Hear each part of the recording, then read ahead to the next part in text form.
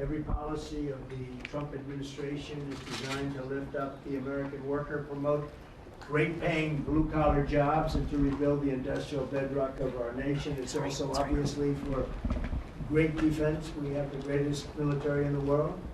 We rebuilt it largely in my first term. Some of it was stupidly given away to Afghanistan. For what reason? Nobody could figure that one. But it was still a relatively small amount of what, if you compare. The concept of what they did, however, is just incredible. But the country is doing well. We're respected all over the world like never before, probably. We went to NATO, as you know, and they went from 2% to 5% of GDP. Nobody expected that. And the difference is they didn't pay the 2 and they paid the 5. So. And as you know, we are selling a tremendous amount of equipment to NATO. We're not spending any money, we're making money, but I don't want to talk about making. I want to talk about we're no longer involved with funding Ukraine, but we are involved with trying to stop the war or the killing in Ukraine. So we're selling missiles and military equipment, millions and millions, and ultimately billions of dollars to the NATO people where I'm very friendly and we have a great relationship, but that was an amazing trip. So they're funding the entire war. We're not funding anything. I think it's an important point to make because a lot of people don't understand that. And we will continue to do that, and we're trying to get as much as we can for them. They want the American product. The American military product is by far the best in the world, and that's what they want to get. They have lots of options, but that's what they want to get. So the factories are doubling up and tripling up where they make the Patriots and other really, you could say, defense and offensive weapons. The wages for blue-collar workers are now rising at the fastest rate in 60 years, which is so important to all of us around this table. The average American worker has already seen a $500 wage increase this year, and there's no inflation because there's been decreases, tremendous decreases, with thanks to Doug and Chris and some of the people, the great job they've done with energy. Thank you very much. And Chris, thank you very much. I see you down close to $60 a barrel, and you'll be breaking that pretty soon. And that has a huge impact. So we have groceries are down. Energy is way down. Energy is way down. It was $4 and $5 for a gallon of gas. Think of that for gasoline. And now it's probably $2.25. There are some places it's $2. It broke $2 at a couple of locations in the South. In places like California where they charge such high taxes, it's higher, but it's still much lower than what it was a year ago. So energy's way down, groceries are way down, eggs are way down. Thank you very much, Madam Secretary. You've done a great job. Appreciate it. When we came in, the eggs were through the roof. They were 4 times higher than they've ever been. And my first question from you people, well, what are you going to do with eggs? I said, what's the problem with eggs? That was caused by Biden, or whoever was operating the auto pen actually caused it, I guess, because I don't think he knew too much about eggs. Factories are booming compared to before I took office. Domestic auto production is going to be it's going to be so thrilling in 2 years when you see the numbers, because they're building plants all over the country. They're all coming in because of tariffs. They don't want to pay the tariffs. And if they build their plant here, they don't pay the tariffs. And they're pouring into our country, and you know about AI and you know about but the auto plants, that's the good old-fashioned stuff that I love. The auto plants are pouring into the United States of America. They're coming from Mexico. They're coming from Canada, and they're coming from Europe, all over Europe, and it's been pretty amazing. So factories are booming, and when they actually open, right now they're booming in terms of construction. This is something given to me by Mark Zuckerberg, and you'll see this is AI now.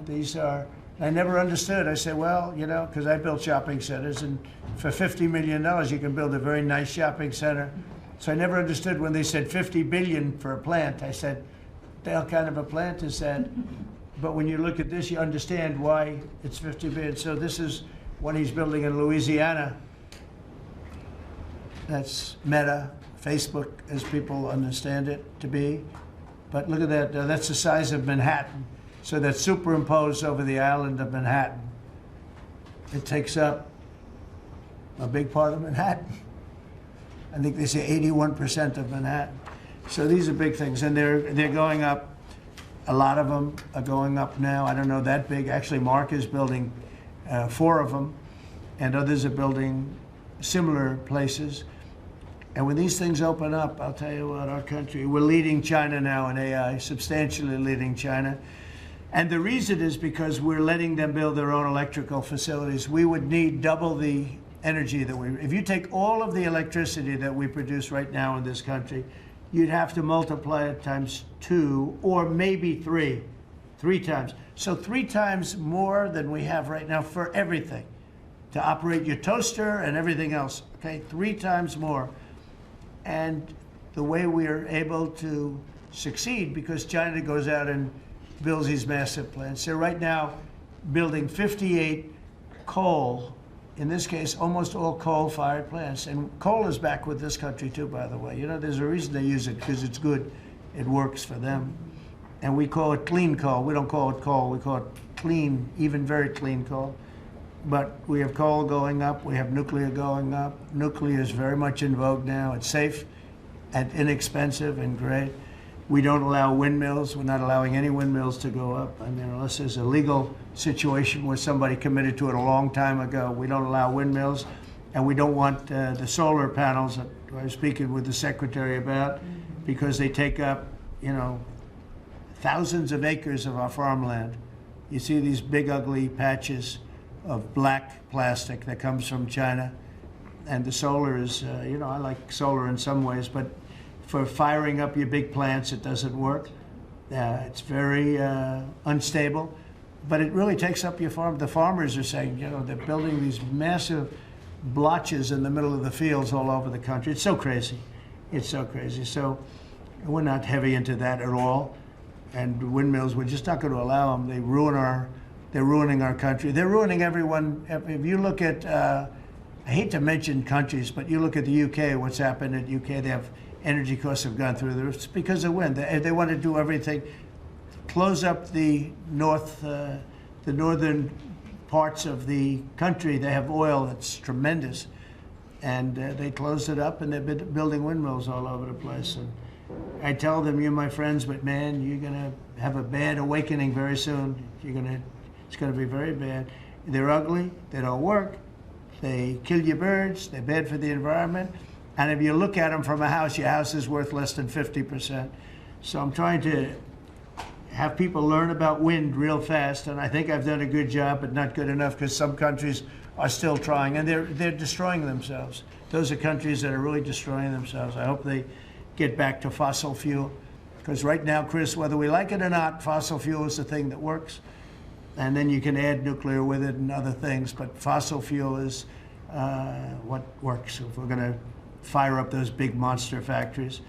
But if you look at comparing everything before I took office, domestic auto production is up 18,000 cars a month. And we haven't even started yet, because a lot of these plants aren't built. It's up 18,000 because Ford, General Motors, and a couple of others, Stellantis, they're taking their existing plants, and they're, as quickly as they can, they're adding on to them. So when their plants open, because they're building big, modern, beautiful auto plants.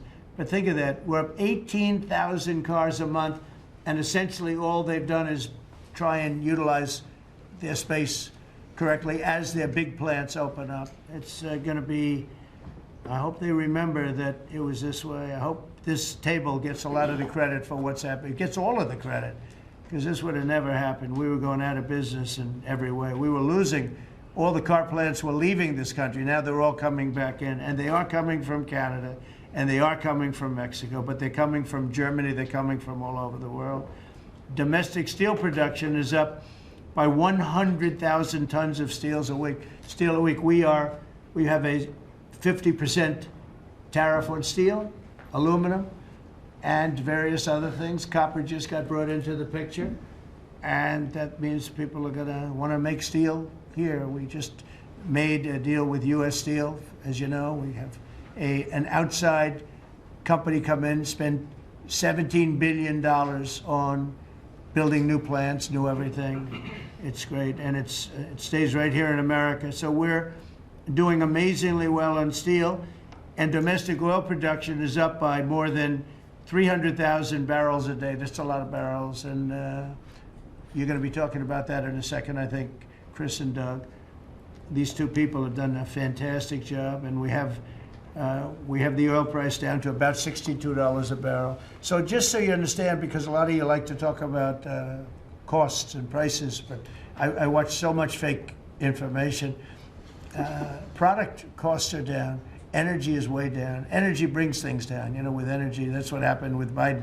He stopped our program, and then he went back to it when he realized that it looked like you're going to be paying numbers that nobody's ever seen, like $7 a gallon. You're going to pay $7 a gallon. They were up to $7.5. So then he immediately went back to the Trump plan that they terminated, but it was too late for them. It was too late. They blew it. They had a great thing going. I gave them something great, and they blew it. Since the inauguration, we've created over 500,000 new private jobs, and if you notice, when the numbers come out, government jobs are going down and private jobs are coming up, and that's what really fuels the country. It's easy to hire people and pay them for doing something that maybe is not very productive, but government jobs are down, actually substantially down, and private jobs are way up, and these are the jobs that make money, create a better life. Meanwhile, we've reduced the number of federal bureaucrats by 84,000. So we got rid of 84,000, and I think the job numbers, you're going to see the new job numbers are going to be through the roof because of all of the different businesses that are moving into our country. And not just production businesses, autos and AI, but any business you can think of. In the world of furniture, as an example, North Carolina, I went there many times when I built a lot of hotels and things, and I'd go to North Carolina, I'd buy the greatest, they were the greatest, most talented people. And then China came along and took all of those jobs away. If they would have tariffed them, China wouldn't have taken any of the jobs. But we had presidents that, honestly, and I like some of them, but they didn't know what the hell they were doing from a business standpoint, from running the country. And North Carolina, the most talented woodworkers that you've ever seen. I'd be there and I'd watch them. I'd say, I'd like to have a rail in that chair. Maybe can you fancy it up a little bit? How about this, sir? And they'd hand me a thing. It was like they were artists. They were unbelievable. And that business was stolen from us by others, not only China, but by others. All of a sudden, you're ordering your furniture from China. And it was not even close to being as good, but they couldn't compete with it. If we would have said it costs 100% or 200% tariff, you wouldn't have lost one job. It's so sad. But we're going to rebuild North Carolina furniture and other places, South Carolina too, to a lesser extent. They make furniture, but furniture, we're going to put a very substantial tariff on. We've already announced it. It'll be done pretty quickly. And when that happens, everyone's going to start. I just tell you, North Carolina, go out and start getting the grandchildren and the children, start teaching them, because some of those incredible artists that I knew as young people, they're older people now, but they still have the talent and they have time left, but they're going to be teaching their sons and their daughters and their grandchildren, and it's going to be a beautiful thing to see. It's going to happen like magic. It's going to happen without question. It's not like, gee, I hope it happens. It's going to happen. The results of Ford that just announced it's going to create 4,000 new jobs, American jobs. Hyundai, 14,000 jobs. General Motors is moving production of the Chevy Blazer and Equinox from Mexico back to the United States where it belongs. Don't forget, we lost 55% of our auto production over the last 35 years. 55%. We were the auto capital of the world. Like there was nobody even think about challenging us. We lost 55% of it to Mexico, Canada, China, a lot to China, and other countries. And it's all coming back. We will be bigger. A couple of years, we'll be bigger than we ever were. We'll be more dominant. We'll be bigger. We make great product, too. We're starting to make really great product. We're going to be bigger than we ever were. We're going to be at the level that it was when we were the only one that really, we sold to the world. And we're going to be back selling to ourselves and other parts of the world. It's not going to be the same, but it's going to be equally as important as it was in the heyday 30 years ago. But we lost more than 50% of the automaking capacity. In fact, the unions, the auto unions, as you know, the top guy didn't know me, didn't like me, and now he likes me. He says, man, I can't believe what Trump has done. But the auto workers voted for me. They understood better than anybody else. The auto workers, the Teamsters voted for me. Teamsters are great. They all voted for me. No Republican has ever gotten the support of the Teamsters and the auto workers. And now the head of the auto workers have been so amazing. I watch them on television there. They can't even believe what happened. And I told them all what was going to happen. We secured new market access for American agricultural exports all over the world. Our secretary is doing a great job. Thank you, Brooke.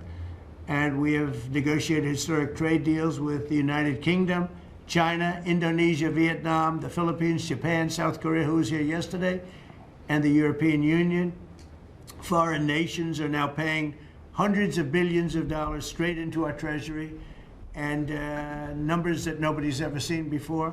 As you know, we made trade deals with a lot of countries, and many of those countries, just to be able to sit at the table, are paying us hundreds of billions of dollars. We made a trade deal with the European Union. They were rough on us for a long time, and now we have a very good deal. We made that with them. Trillions of dollars is coming into our country. Trillions. Far beyond billions, trillions of dollars. Wouldn't you say, Scott? Yes, sir. And in a short period of time, they have to buy $750 billion worth of our energy product. Energy is great. We have more than anybody else, and we're using it. But the European Union is a done deal, and Japan is done. And, I heard there was a problem with South Korea, but we met yesterday, and they're done. We didn't do anything. We just kept the same deal. He honored the deal. They wanted to see if, I don't even want to say it, but they wanted to see if they could do something. But they honored the deal, which is nice. And we cut the previous record-setting trade deficit, I hear just came out. We cut it in half already. We haven't even said, we've only been here really for a few months because, you know, it takes you a little while to fix up the Oval Office and do those things, prepare for the battle, right? So we really only been here for a very short period of time, and we cut the trade deficit in half. Is that right? That's fantastic. I didn't even think we were going to do that. And remember, these are things that are being built. These things, all these numbers, they're not open yet. When they open, you're going to see things happen in the United States that nobody's ever seen before, including our country in its heyday. And I had the greatest economy in the history of our country my first 4 years, despite COVID, which was a very unfortunate situation for the whole world. We did a great job with it, never got the credit for the job we did. Operation Warp Speed, people say, is one of the greatest achievements ever in politics or in the military, because it was almost a military procedure. But everybody, including Putin, said that Operation Warp Speed, what you did with that, nobody can believe it. And we did a great job, but it was a horrible, horrible pall over our country. We had a very dark cloud over the world. That was a very, very bad thing that came out of Wuhan, which I said it came out of Wuhan. That's where it came from. And China suffered greatly, but everybody did. But we did a good job with that, as good as you can possibly do, and we came back, and now we're stronger than ever before. If I didn't win this election, this country was gone. I'm telling you, economically it was gone. None of the things that we're talking about would have happened. The whole world was robbing us blind. Friend and foe, they were stealing our jobs, our money, our factories. They were stealing everything. We would have been a shell. We would have been a bankrupt, broken shell. And that's the way it is, but we're doing just the opposite. Stronger than we've ever been. Last month, in a landmark achievement, I also proudly signed the largest working class tax cuts in American history. So the bill that, I'm not going to use the term great, big, beautiful, that was good for getting it approved, but it's not good for explaining to people what it's all about. It's a massive tax cut for the middle class. It's a massive tax cut for jobs. And And it's, I mean, think of it, no tax on tips, no tax on Social Security. So seniors, I don't know how you can vote for anybody else. And, you know, just think of that. And no tax on overtime. So you work overtime, you don't have to pay tax on overtime. That's good. The Democrats don't know what they're going to do. So they have, like, this soundbite. You know, they have all these sound bites. They send it out. I don't know. Some guy sends out a word, and everybody uses it, including the fake news. Some of you are here right now. I'm looking at you. And it's death. They use the word death. No, it's actually life. It's almost like a newborn life. It's not death. That's their soundbite. The bill is death. It's not. We strengthen Social Security. We strengthen Medicare, Medicaid. The job we've done on Social Security is, if the Democrats got in, Social Security is over because the country's going to fail. There won't be any Social Security. And I made that pledge to you. We're going to take care of Social Security, Medicare, Medicaid, and we're doing that in spades because the country is becoming so successful again. And it hasn't been this successful. I think in the end, it will never have been this successful. I don't think it'll even be close with what's happening. Every American is seeing a tax cut as a result of the bill. The average police officer will keep an extra $1,000 a year at least in overtime, and the average waiter or waitress will keep nearly $2,000 extra in the fact that they would have had to pay that kind of money on tips. And I never realized that the government was so strong on that. But waitresses, waiters would tell me that the government would go after them. Like, it was horrible. That's how it all started with me. It just was incredible. And the biggest thing was, again, the $4 trillion that they found. I said, well, that was nice. They should have announced it. I could have told them that. And I don't know. It should be simple. But a lot of people didn't understand it. Actually, a lot of good people didn't understand it. But now they're saying, you know, Trump was right. They'd never seen anything like this. And I don't know what it is, Scott. They didn't understand what we were trying to explain to them was going to happen. Everybody's moving back to the United States because they don't want to pay a tax. If they're not here, they have to pay a tax. And it didn't seem that complicated, but it's working at a level that nobody can imagine. You know, this is working $4 trillion, but that's a big number. It's a number that nobody ever heard of before. But 4 trillion is exciting. But that's nothing compared to what's happening, because these places haven't even opened yet. Some of them haven't even started hiring yet. They're under construction. So it's construction jobs, but it's not the big number, and the big numbers, when they open, they're going to be very successful. It's a revolution. We're also working on things to ensure that the awesome power of artificial intelligence is used to benefit all Americans, including American workers and also American children. In that spirit, our wonderful First Lady has just announced a presidential AI challenge. It's going to be a very good challenge, I can tell you. She's put her heart into it, which will inspire the next generation to stay on the cutting edge of this vital technology. This is the new internet, the new computer, the new television, the new everything, all put together in one. This is why when I show you a picture like that, I mean, I show you this. This is a factory superimposed over the island of Manhattan, and you have many of them being built right now all over the country, or soon to start. Some of them have started. This one has actually started. That's in the great state of Louisiana. But the First Lady is working very hard on this, and it's an important initiative. And Melania, when she puts her mind to it, nobody can do better. There's nobody. So every young person should go to AI.gov to learn more, AI.gov to learn more. And you'll see it's a great challenge. I think it's going to be a very modern kind of a challenge that involves AI, which is very exciting to people. So I want to thank her, raise a lot of money for children. We're putting America first, and we're going to be putting the American worker first. And, you know, the Republican Party has picked up 4 million new people, 4 million. The Democrats have lost 2.5 million. Other than that, they're extremely happy. No, they're very depressed. They're very depressed. And their new box that they've fallen into is crime. There was a consultant on one of the shows this morning I was watching. I thought he was very good. And he's a Democrat consultant. And he was screaming, no, no, don't let him do this to you. Don't let, it's another trap. It's another trap. What he's talking about, like men playing in women's sports. They said that's an 80-20. No, it's a 97-3. It's 97-3. Like transgender for everybody. They fought for it. They're still fighting for it. I saw a guy today, a politician that you all know very well, fighting like hell for men playing in women's sports. You don't understand. They're human beings also. Well, I agree they're human beings. But you can't have a 7-foot guy playing basketball with the women. You know, just one of those little problems in life. And we all have our place. That's okay. I've got my place too.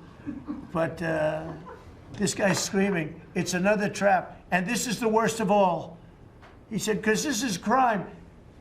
Trump is saying he's against crime and they're for crime. No, he's going, it was funny. No, it's a trap, don't do it. And then I saw this poor, stupid Chuck Schumer, the guy. He looks like he's aged 100 years. And I don't like getting into looks. You know, looks don't mean anything, right? When you're in politics, looks don't matter. I look at Pam, I would never say she's beautiful because that'd be the end of my political career. Laurie, secretary. But I will tell you, this is the best of all. And they're going to fight me. Like this slob of a governor you have in Illinois. This poor guy got thrown out of his business by his family. I know the family. I was partners with the family. Nice family. I like the family. But he was no good. They threw him out. He's governor of Illinois, and he goes about Trump, we don't need his help. Chicago is the worst. These places are really bad. Crime in D.C. was the worst it ever was. You know, they make up stories. Crime in D.C. was the worst ever in history. And now, over the last 13 days, we've worked so hard, and we've taken so many, there are many left, but we've taken so many criminals, over 1,000. I watched a man from Maryland who said to me, sir, you're the greatest president. You're doing an unbelievable job. What a great job. Governor Moore, has anyone heard of him? He's another hopeful for president. I don't think so. But I met him, and I didn't realize it was on camera. Did you see they caught him on camera? I was at a game, I don't know, like the Army-Navy game or something, and I met him in a hallway, and as usual, you do your job very well. One of these great cameramen had it on tape. But I met this gentleman, I never met him before. Sir, you're doing a great job. You're doing an unbelievable job. Thank you very much. But then he goes on television and says, oh, Trump is a dictator, he's a dictator. And a lot of people have been, so the line is that I'm a dictator, but I stop crime. So a lot of people say, you know, if that's the case, I'd rather have a dictator. But I'm not a dictator. I just know how to stop crime. And you would think that Illinois would have such a problem with crime, such a bad governor. He should be calling me, and he should be saying, could you send over the troops, please? It's out of control. It's out of control. In New York, it's out of control. Not as bad as Illinois, by the way. Not even close. In California, you would have not had the Olympics had I not sent in the troops, sent in the National Guard. They did a fantastic job. We have the Olympics, we have the World Cup coming. I got them in my first term, and I was really sad because I said, oh boy, I got them, and I won't be president. And little things happen. Thank you, God. Thank you. Little things happen. Think of it. You could ask Johnny. Johnny would tell you, he's the head of World Cup. He's a great guy too, great commissioner, but he's the head of the World Cup. He said, Trump is the only reason we're doing this. And the sad part is that I was not going to have it. I would have to be, probably I wouldn't have even been invited to the game, depending on who's president, right? And I got that. I did not get 250, okay? The 250 anniversary. I did not get, I'd like to claim it if I might, but I did get that. That was whether I was president or not, it was still 250. I'd like to take credit for it. What I will take credit for is we're going to have a better celebration under Trump than you would have had under some stuff. That I'll take care of. We're going to have a safer place, Christy, because of you and Tom Homan and everybody, right? But so we have 250 coming up. We have the World Cup coming up, which is like having 45 Super Bowls. And we have the Olympics coming up. So we're going to have a very exciting 3.5 years remaining. We're going to have a very exciting, it's going to be done properly. So I just want to tell you, our country's in incredible shape. Our military is strong and powerful and respected.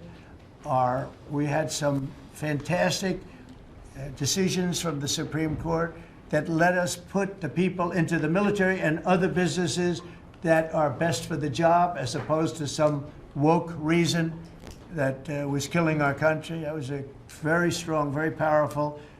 You can now go into a company based on your ability, as opposed to being forced in based on some factor that cannot make our country great. That was a big decision, very, very big decision.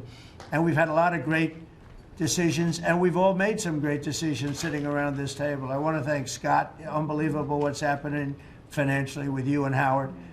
And Vice President's involved in everything, and he's been great. And Marco has been, really, I think you're born for this job. I don't think you should ever run for another office, actually. I don't think you should, really. You're so good at this. He is so good. And everybody likes him, everybody likes him. But everybody, much more importantly than like, I think you would say, is respect. They respect Marco. They respect all the people around the table. So what I'd like to do is, I'd like to go around the table. You seem to like it. Your audience seems to like it based on ratings. And I want to mention, about crime, because we have a young lady here, Iris, of Epoch Times. You're Iris, aren't you, huh? And I heard you were very savagely mugged in the city, and I'm not going to let that happen under this administration. That was last year. And would you like to mention what happened? Of course. So first of all, thank you, Mr. Do you want President, to listen to this? for having me here to share my story to the room and to the broader public. My name is Iris Tao. I'm a White House correspondent for NTD, the sister media of the Epoch Times. So more than 2 years ago, it was a Saturday morning in broad daylight. I was on my way to work, and a young man with a black ski mask pointed a gun at my face and threatened me to hand over my phone, my wallet, my laptop, and everything else. And when I refused, he used the butt of his handgun to strike me across the face, in the cheek, or what some people call pistol whip me, before running away. And that has deeply traumatized myself and my family. Ever since, I've never dared to walk in the street of DC at night, ever. And my family was extremely worried. So, Mr. President, thank you so much for what you're doing right now, because such incidents involved not just me, but also my family. If he had shot me, I could have died right there in the middle of nowhere without my families or my friends knowing, at the age of, back then, I think 23, just starting my career here in DC without even starting a family. But now I'm very blessed to have this opportunity to stand before you. In your head, and you probably figured that he's going to pull the trigger, because these are animals that don't know what the hell, they couldn't care less. The pulling the trigger to him is a very minor event, and I'm sure he's done it before. So how did you, and you did refuse to give it? Correct. Probably, maybe somebody would say that was not the right decision, right? Right, my friends did call me crazy afterwards. So, and then he hit you real hard. Yes. It's really amazing that you weren't shot.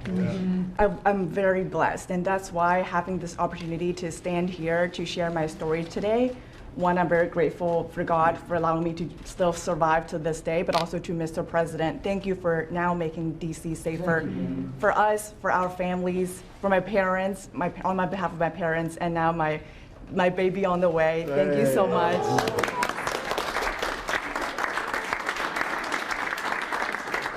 And there are other reporters and journalists, good people, and you don't have to say it, but that have also been attacked violently. And not violently, too, pretty badly. But, and I bet you see a big difference in the streets right now. and this is only 12 days, but people are telling me they're going out to dinner now. They haven't, I told the story of my friend, but I have a lot of friends that are going out to dinner all the time now in DC, and they weren't doing it 12 days ago. They would never even think. One of my friends went out 5 times. It was 4 times the last time I told. Now it's 5 times. He said, I love going out to dinner, and restaurants are starting to open again. A lot of them closed because, you know, nobody wanted to go into a restaurant. Nobody wanted to get to a restaurant or even sit in the restaurant. But you see a big difference now, don't you? I do pass by Union Station every day on my way home, and I do feel a lot safer seeing the trucks right outside, seeing the National Guard troops members right outside. It does make me feel like I'm hopeful about DC again, and one day hopefully we can raise our family here. Thank you very much. That's nice. And those are tough troops too. Those are not politically correct troops. We don't have politically correct anymore. We have tough guys, tough people, including some tough women. But we have tough people, and when you look at them, I tell you, they showed one scene where a bunch of Tren de Aragua guys, or whatever, maybe MS-13, maybe MSDNC, okay? Because to me, they're worse. I think they're worse. MSNBC maybe is worse than Tren de Aragua. Real scum, real dishonest people. But anyway, they went into this gang. I think it was Tren de Aragua, Venezuela, and they weren't nice to this group of people. The gang was calling them sir. Yes, sir. Yes, sir. Get out of here. Get the hell out of here. You're no good. Get out of here. And yes, sir. Yes, sir. Yes. These are people that beat up people all day long, and they're calling these soldiers. That's what they are. They're real soldiers. There's no games. I said, you don't have to be politically correct. And you know the way they used to spit in the face of the soldiers, where the soldiers said like this, and you'd have some guy or some woman sometimes screaming at them from 1 inch away, and they're standing there, and they're told you cannot do anything, and they start spitting, actually spitting in their face.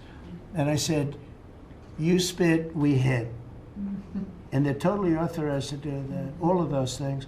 But your story is great, and there are other stories here, but they don't have to tell them. But some people are ashamed to tell them. They don't want to tell them. But it was like a jungle, and it's not a jungle anymore. And it's going to get so good that this will be the safest capital there is. It'll be one of the safest places in our nation, anywhere. And right now, it's one of the most unsafe places, but not now. 12 days ago, it was the most unsafe place in our nation. And they have to stop issuing false crime numbers because, I mean, I heard the mayor, and I like the mayor, you know, fine. I don't care if I like her or not. If she did her job, I wish she were a horrible person who did her job. But she's probably nice, I guess. I don't care. I want her to do a job. But they issue false numbers. She said crime is down, you know, before we got, now they can say crime is down. Crime is very much down. But what they did is they issued numbers. It's the best in 30 years. Not the best. It's the worst. It's the worst. It's much worse. And they gave phony numbers. And then they fired the man who didn't want to write the phony numbers. He got fired. And I guess that whole situation's under investigation because it's a very important thing, Pam. I mean, if they're going to give these phony numbers, it's a false feeling that you get crime. You have to do something about it. You can't go around saying, "Oh, Washington D.C. if it's not." It's going to be very safe very soon. It's very safe right now. You're going to go out, have dinner. People are going out all over the place. They're walking. I have people that work in government, strong, tough cookies. They can take care of themselves. But it doesn't help to have big, strong muscles. And I work out. If a guy's over there with a gun shooting you in your face, you can be the strongest guy in the world. Guy has a gun, shoots you in the face. It doesn't matter how much you've worked out, how many weights you've lifted, how hard you work. And so we have the toughest guys and we have the best guys. And I'm willing to go to Chicago, which is a big trouble, but we have a governor that refuses to admit he has problems, huge problems. Baltimore, Wes Moore was telling me I want to walk with the president. Well, I said, I want to walk with you too someday. But first you got to clean up your crime, because I'm not walking in Baltimore right now. Baltimore is a hellhole. And this guy, I don't even think he knows it. He's another candidate for president. Between him and Newsom, you got some real beauties, I'll tell you. But if we didn't go into Los Angeles, you wouldn't have the Olympics, in my opinion. You wouldn't have the Olympics. We went in, and the sheriff, the boss, said, thank God they're here. You could see his tape. He said, we were not able to control what was happening. That was the sheriff. And he said it loud and clear. And, you know, they're suing us for going in and cleaning up crime. And yet their own sheriff said, on the first or second night, he said, we could have never handled. That was going to be, you were not going to have the Olympics because, or the World Cup, because that would be, there wouldn't be anything left. They shouldn't have lost 25,000 houses. The water was turned off from the Pacific Northwest. And I was after them in my first administration, turn on the water, turn it on. Nobody could have believed this could have happened. But they had no water in the fire hydrants. They had no water in the sprinkler systems that people put up in their ceilings. There was no water. And yet we have tremendous amounts of water. They send it all into the Pacific Ocean, trying to protect a certain little fish that's not doing well, because it doesn't do well without water either. And it shouldn't be a protected, because it shouldn't be a protected species. But I think that's actually just an excuse. I actually think these people are sick. There's something wrong. So we send hundreds of millions of gallons of water a day into the Pacific Ocean. They turn a valve, and the valve heads out, and we turn the valve back. I actually had to do it using force. We turned the valve back, and now they have water, but not as much as they should have, because they should, and I'm telling Gavin Newsom by this conversation right now, turn the rest of the water on. Turn it on. So things are done that are so sad in this country. Lack of common sense. I like to say the Republican Party is the party with common sense. We're smart, we're sharp, we're this and that. They're smart, but they're radical left people. And they can't help it. They're very smart, but they're radical left, and they're destroying our country, but they're not going to destroy it anymore. So we picked up millions of people in the Republican Party. They lost millions of people. And I think we're going to do very well in the midterms. And I just want to say one other thing, and that's medicine. The cost of medicine all over the world is much cheaper than the United States, because for years the world pushed us around, including our friends. And you go to Germany, you go to England, you go to different places, and you go to a store, and it's sometimes 10% of what we pay in the United States, because they said, nope, we're not paying any more. You charge the United States. This went on for 25, 30 years. And I invoked favored nations. I said, I want to pay the same as they're paying. And Bobby Kennedy is doing a good job, and Dr. Oz is doing a good job. And I asked them, I mean, other than the basics that they're doing on autism and other things, which we got to solve that problem, because it's crazy what's happening, it's out of hand. But this is the most important thing that can be done, is favored nations, Bobby. And we're not talking about a 25% cut or a 50. We're talking about a 1,500% cut, because people go to Europe to buy drugs, and they come back with drugs, prescription drugs, normal, not, I don't mean the bad drugs, I mean prescription drugs, because you can buy them for 10%, 15%, 20% of what. So they're going to go up in price. And I told the countries, and I get along good with all of them.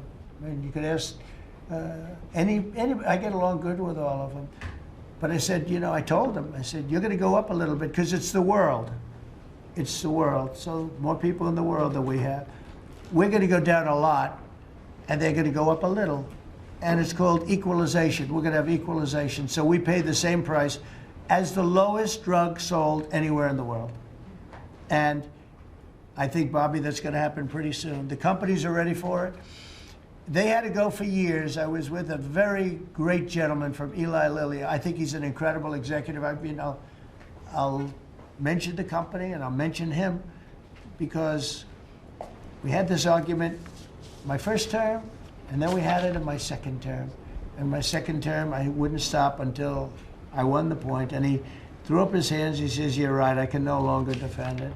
I can no longer defend that a pill that's made by Johnson & Johnson in a factory, in the same factory in the United States versus a place in Europe or other places, including Canada, by the way, you could buy it for 10% or 15% or 20%, the cost of what we're paying. Well, we'd pay 5, 6, 7 times more money. He said, it's the hardest part of my job, defending that. I'm not going to do it anymore.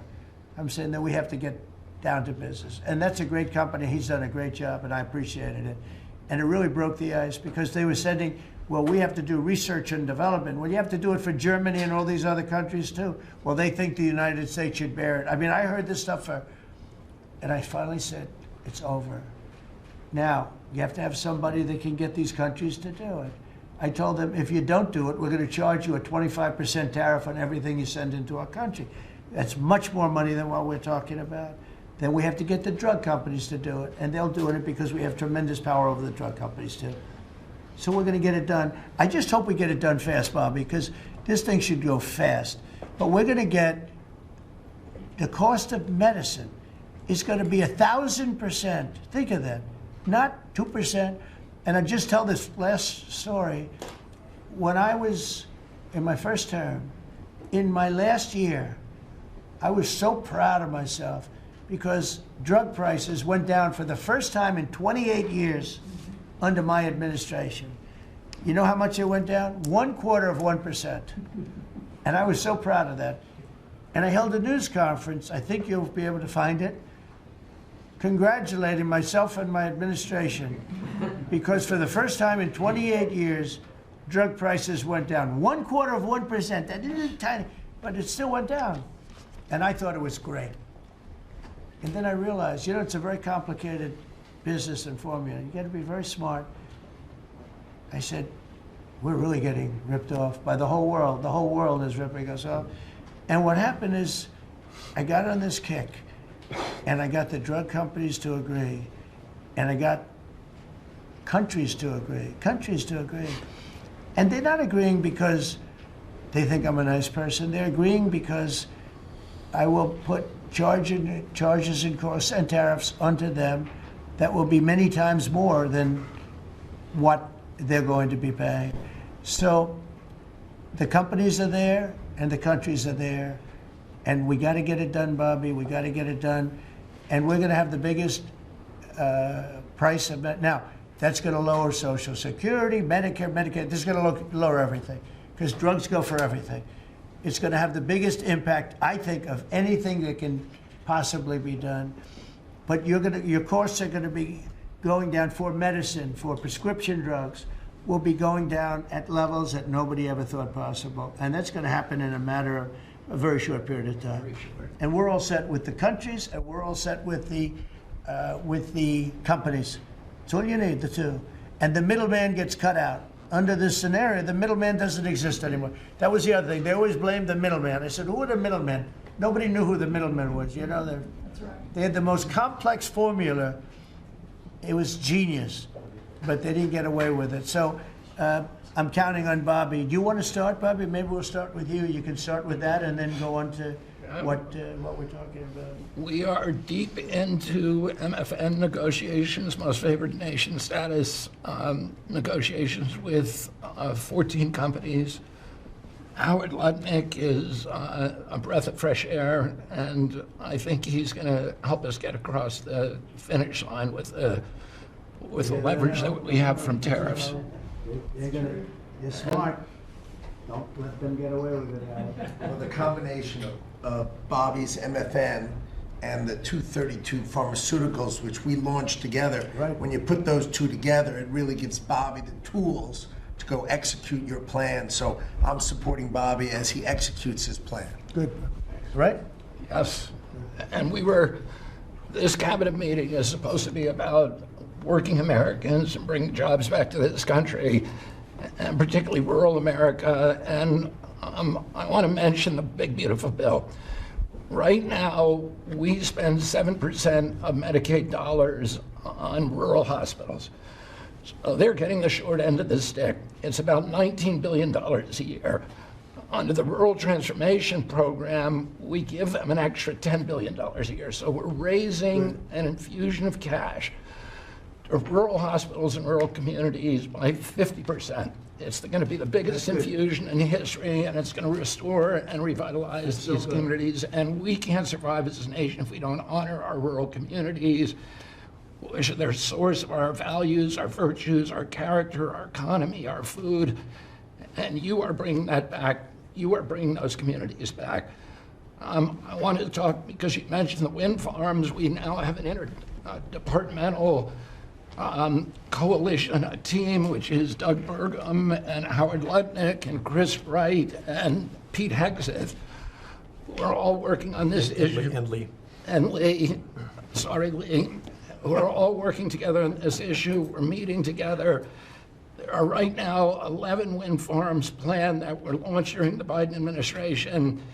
Between Maine and Virginia, it's 1,130 towers. These towers are twice the size of the Washington Monument. The blades on them are... They're massive.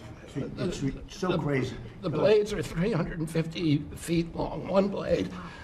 One of these blades blew up on Nantucket last summer, and the water was filled with shards of glass, of sharp glass, so it's dangerous to swim. They had to close the beaches, but they have indemnified themselves so the local communities can't sue them. None of these projects are bonded. If you build an oil derrick in the Gulf, you got to put a bond down. There's no bond for dismantling them, and that's one of the tools that Doug is now using to challenge some of these projects. None of the cost of energy from these projects is 39 cents a kilowatt hour. The average cost in this country is 17 cents per kilowatt hour. And natural gas is 3 cents. Right. So it is the most expensive energy. I've been representing commercial fishermen for 40 years. They are so excited about what you're doing, Mr. President, because their fisheries are being wiped out. As soon as they begin construction, the groundfish fisheries just disappear. The fish leave the area. They've killed 160 whales in the last 2 years. Oh, they're wiping out the whale population, the Atlantic whale population, the big whales, the minkies, the gray whale, or the humpback whales, the right whales. And you are going to save the whales on the East Coast because of this, and you're going to save these economies that are based upon commercial fishing. I'll say one other thing about fishing. We are now, the South Asian nations are now dumping shrimp on our country. The shrimp is heavily contaminated. We just stopped a shipment that was contaminated with cesium-157, which is radioactive. They're farming these shrimps, and they use bactericides and antibiotics and all kinds of chemicals, and the shrimp are so contaminated that the European nations won't take them, so they're dumping them all here, and they're putting out of business. We have the most sustainable, highly regulated fishery in the world. What our fishermen do is a good thing. And all the trawlers in the Gulf and Alaska are being shut down because we're getting shrimp dumped here. So we have now increased FDA inspections of shrimp to make sure that Americans are not buying and eating contaminated shrimp and putting our shrimpers out of business. I talked just very briefly, we have an historic agreement on pre-authorization. We brought together 80% of the insurance industry, which has agreed to, for 80% of diseases and injuries, to give immediate pre-authorization so that when you go to your doctor's office and he prescribes you a new knee or whatever it is, you will immediately know whether your insurance company is going to pay for it. This is an historic agreement. People have been trying to do it for decades, and we, because of your leadership, brought the insurance industry together and got them to voluntarily agree to do this. Similarly, we've made another historic agreement with personal health records. The 60 biggest tech companies in our country have all agreed to allow Americans for the first time access to their personal data, which they own, which these companies have been monetizing without permission. You're going to be able to see by next year all of your health records on your cell phone. It's going to save lives. It is going to fuel an infusion of technology into that space where people can access those records. They can compare their diet to what they personally need, and we'll have personalized medicine. We are doing price transparency. You passed this during your first term, and then the Biden administration refused to enforce it. We've now brought at HHS, under your leadership and my leadership, more enforcement actions than during the entire 4 years of the Biden administration. So we're going to have that kind of price transparency. I'm working with Linda on forcing medical schools. And the MCATs, the people who administer the MCATs, the people who do accreditations, to put nutrition into medical school education. Right now, 25% of the doctors in this country do not feel competent to give nutritional advice. 70% of diabetes cases can be reversed or ended if you just change people's diets, and the doctors don't know how to advise it. They only know how to prescribe the drugs. We're going to change that, so if you come out of a medical school under the Trump administration, you are going to know about diet. And then finally, most importantly, the Pete and Bobby Challenge. I want to give an update. I got 5 minutes and 48. It's 100 push-ups, 50 pull-ups, and you try to do it within 10 minutes. I got 5 minutes and 48 seconds. Pete beat me. I'm still bitter at that. 5 minutes and 25. The cabinet leader is Scott Turner, who got, despite a dislocated arm, he got 5 minutes and 15 seconds. I'm waiting for reports from the rest of the cabinet. The only exemptions currently existing is if you can hit a 50 at Bedminster, which President Trump did with Bryce and DeChambeau, so he's the only one exempt in this room, and everybody else will get the report. That's great, Bobby. Bobby, autism, if I could, I don't want to go too long because we have a lot of people, but the autism is such a tremendous horror show, what's happening in our country and some other countries, but mostly our country. How are you doing on that? We are doing very well. We will have announcements as promised in September. We're finding certain interventions now that are clearly, almost certainly causing autism. And we're going to be able to address those in September.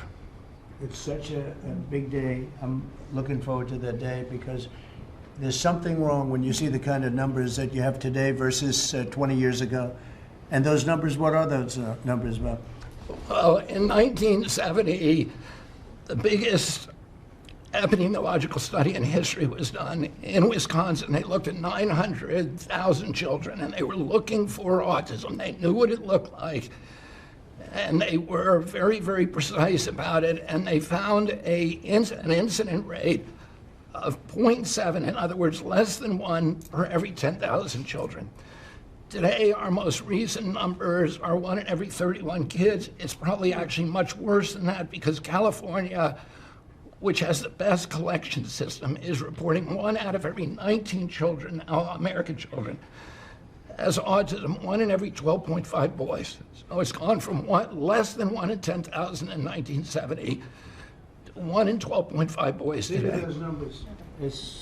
So there has to be something artificially causing this, meaning a drug or something. And I know you're looking very strongly at different things, and I hope you can come out with that as soon as possible. We will. So 1 in 10,000, and now it's 1 in 31 or 34 or 12 if it's a boy. Can you imagine that? 1 in 12. That's for a boy. 1 out of every 12.5 boys. It's not even believable that that could be. And that was 1 in 10,000 not so long ago. I've been hearing these numbers, and they get worse and worse every year. There's got to be something. I think there's nothing, including favored nations and everything else, there's nothing that can be, if you can find out the reason that that's happening, and I know we're gonna do some things. I think we maybe know the reason, and I look forward to that press conference, to be with you on that press conference. It's going to be a great thing. Thank you, Bob. You're doing a great job. Thank you, Mr. President. Linda, how about it? And we want nothing less than $500 million from Harvard. Don't negotiate, Linda.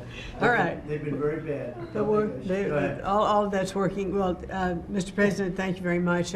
Since we are focusing today on Labor Day, and I know that Kelly and Lori are both going to echo some of the things that I'll say as well, we are really focusing, on our workforce. But what I'm finding with great joy around the country is that states really are being innovative and working more with middle schools and with high schools to make sure that we are having hands-on learning. There are pathways to jobs that are happening now. And if we see more and more of our community colleges working with our middle schools and our high schools so that high school students are graduating not only with a diploma, but a certificate that they have worked with, perhaps with a Toyota or another company that is coming in, public-private partnerships. And they're learning on the job so that when they graduate from high school, they're ready to go into the workforce, because we know with all of these wonderful jobs that are coming back into the country through AI, through just our normal jobs that we need, electricians, HVAC operators, et cetera. If we don't have this training, we're not going to have the workforce we need for all these wonderful jobs. So governors are really excited about this prospect. I've been now to several states and visited community colleges and tech schools with governors, and they're just all on board for getting this done. I think it's one of the best things that we're hearing relative to the job market. So we're just kind of focusing on that for today. So we're bringing education back to the states, to put it in a more simple fashion. We're going to let the states educate our children again. And we're rated out of 40 countries, we're 38, 39, or 40. So obviously it's not working what they've been doing for the last 30, 40 years. And if you go back, the best are like Norway, Denmark, Sweden, some of the other, Finland. They're very highly rated.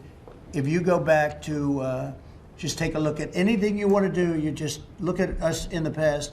If we gave Iowa or gave Indiana or gave, and I don't say every one of them, a guy like Gavin Newsom's not going to do well. Certain states won't do well. But even California, you cut it up into sections. You have Riverside, you have this, you have that. You cut it into 5 sections. And, if you had a good governor, you'd be able to do well. But certain states will be able to compete with Denmark, Norway, Sweden, and everyone. It'll be just as good. So I figure you have close to 40 of those states. And then you'll have 10, you'll have 5 that won't be very good. You have 5 disasters, and we'll have to work on those disasters. But for the most part, we will have education that will go zooming up in those charts, just like we have in everything else we've done. And I think it's one of the most important things we're doing at this table. So bringing education back to the states where you have the parents running it, where you have the school boards, they're local. We have people running from Washington that have never even been to the state that they're in charge of. They've never even been there, and I don't think they care about it. So we want to close up the Washington buildings, sell the buildings off, let somebody else get rich with the real estate, because it'll be a crime-free city. By the way, speaking of that, anybody murders something in the Capitol, capital punishment, capital punishment. If somebody kills somebody in the Capitol, Washington, D.C., we're going to be seeking the death penalty. And that's a very strong preventative. And everybody that's heard it agrees with it. I don't know if we're ready for it in this country, but where you have it, it is, we have no choice. So in D.C. and Washington, states are going to have to make their own decision. But if somebody kills somebody, like you could have been killed, very lucky you didn't get killed, it's the death penalty, okay? Fantastic job you're doing. Thank you, Linda. Thank you, Very sir. much. How are you doing with the colleges, by the way? You're doing some pretty good work in terms of getting them to treat people fairly. Well, interestingly enough, since we've been negotiating with some of the Ivy League schools, I have presidents of universities calling every single week. They want to sit down and talk to us about all of the steps that they are taking, because they would like to not come under the same investigative program, and so it is having its desired effect. That's great. So if you fire a shot across the bow, and the big guys, people kind of step in line and know you mean business, and we have teeth in these agreements, and I'm proud of the work that we're doing there. Well, they misbehaved, and some of these schools are getting billions and billions of dollars, and they misbehave, so that's it. And So one way or the other, we're going to win that whole thing. It's going to straighten them out. Okay? Thank you. Great job. Thank you. Lee, please. Mr. President, the Trump EPA has a special Labor Day message to America's workforce, especially our auto workers, our coal miners, our steam fitters, our pipe fitters, and the list goes on. See what a difference a year makes. A year ago, the way that the Environmental Protection Agency was operating, the choice was made to protect the environment. We would have to strangulate the economy. That's the way that the EPA operated for years. There was a binary choice. We had to choose one or the other. The Trump EPA completely rejects that. See, we choose to protect the environment and grow the economy. And a very special shout out to Russ Vogt and his team at the Office of Management and Budget. We give him a lot of work. He's happy to do it. Dozens of different deregulatory actions. We just announced a proposed rescission of the 2009 Obama EPA endangerment finding, all of the light, medium, and heavy-duty vehicle regulations that followed. It is the single largest deregulatory action in the history of the United States government. And when you add up the dozens of different actions that we have announced and that we're working through, in one agency in 1 year, we'll do more deregulation than entire federal governments have done across all agencies, across entire presidencies. And what we are accomplishing would not be possible if not for the support of the rest of this team you've assembled around this table. The well-oiled, well-wired machine at the White House, led by Susie Wiles, and the DCOS P, the policy shop, led by Stephen Miller, they have been amazing to work with. I was just in Iowa with Administrator Loeffler, who made an announcement with Secretary Rollins to reverse the deratement on diesel exhaust fluid systems. Mr. President, you said you wanted water flowing faster. Working with the Secretary of Energy, we've done our part to do that, to get gas cans flowing faster, to stop that annoying start-stop feature in vehicles. See, people out there might say, well, why are you focused on all of these little things? If it's little to you, it doesn't mean that it's not a very big deal for millions of other Americans. The charge was clear when you called me in November and you asked me to do this job. Clean air, land, and water for all Americans. Unleash energy dominance. Advance cooperative federalism. Permitting reform. Make America the AI capital of the world. Bring back American auto jobs. What we are accomplishing now, again, wouldn't be possible if not for your leadership. I'm grateful to the American people for electing you and our amazing Vice President. I was just in Mexico City announcing and signing on behalf of the Trump administration an agreement with Mexico for a permanent solution for the Tijuana River sewage crisis, which you have been so outspoken and passionate about in our conversations. It would not be possible if not for Secretary Rubio, Deputy Secretary Landau, U.S. Ambassador to Mexico Johnson. The team at the State Department has been incredible. The work with the NEDC on permitting, to be able to get new pipelines built, to get new factories started. The list, it's amazing. You know, somebody out there might not realize the relationship between the Environmental Protection Agency and the Department of Defense. The amount of work with Secretary Hegseth and the Army Corps, from responding to the LA wildfires, to getting more water flowing in California, which is also something that Secretary Burgum is involved with, to helping the farmers, the ranchers and landowners to revise the waters of the United States definition so they don't have to go hire an attorney or a consultant to tell them whether or not a water on their property is subject to federal regulation. Thank you for putting this entire team together. It's an honor to be at the Trump EPA, where we choose to both protect the environment and grow the economy. It's a very happy Labor Day for America's workforce. And Lee, in Los Angeles, if you could, because of the fires, Lee was there, and as you know, we have very strict federal rules having to do with the rebuilding of those houses. And Lee was able to get the approvals done for everybody immediately. It was so fast, nobody could believe it.